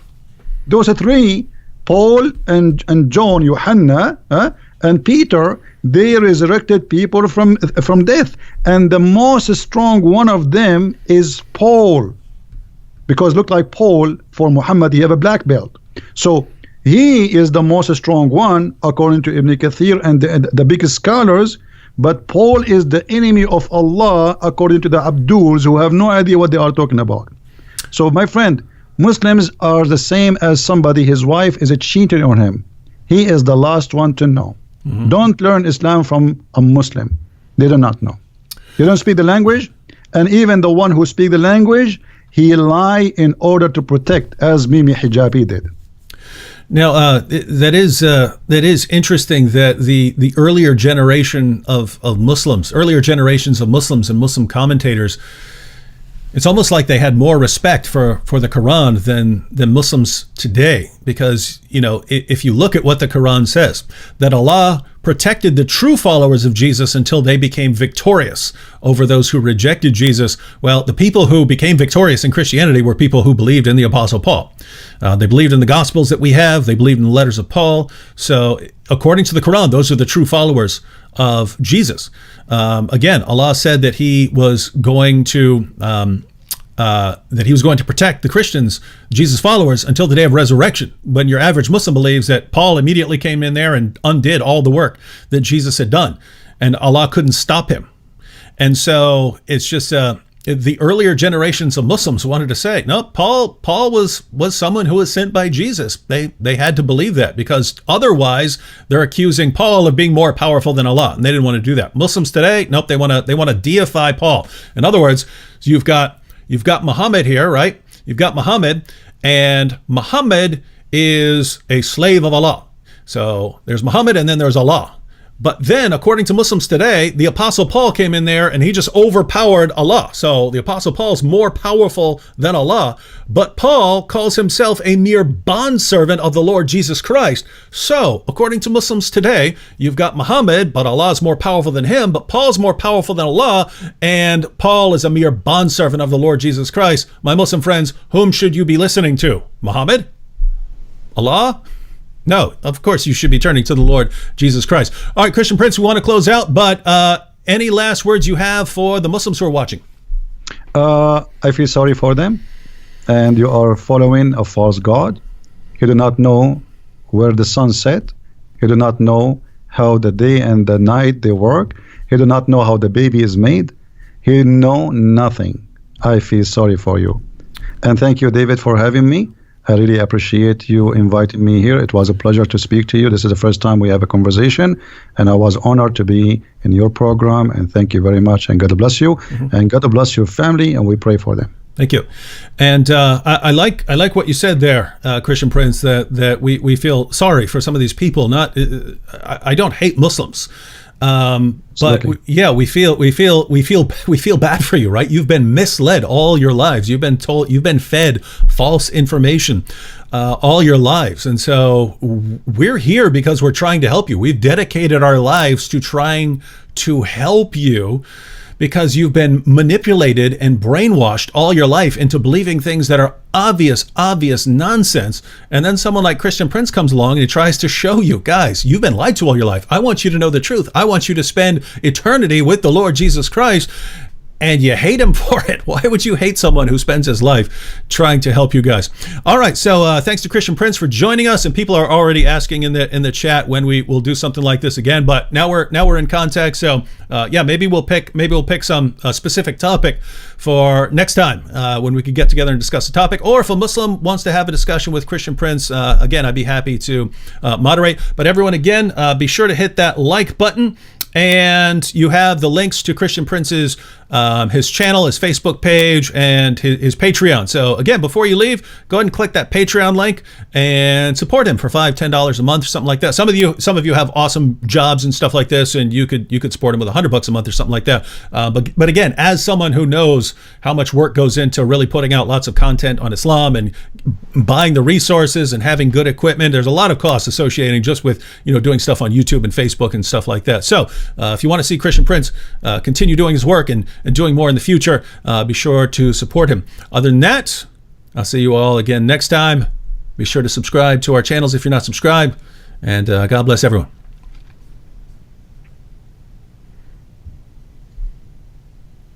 Thank you, David. Take care. Good night.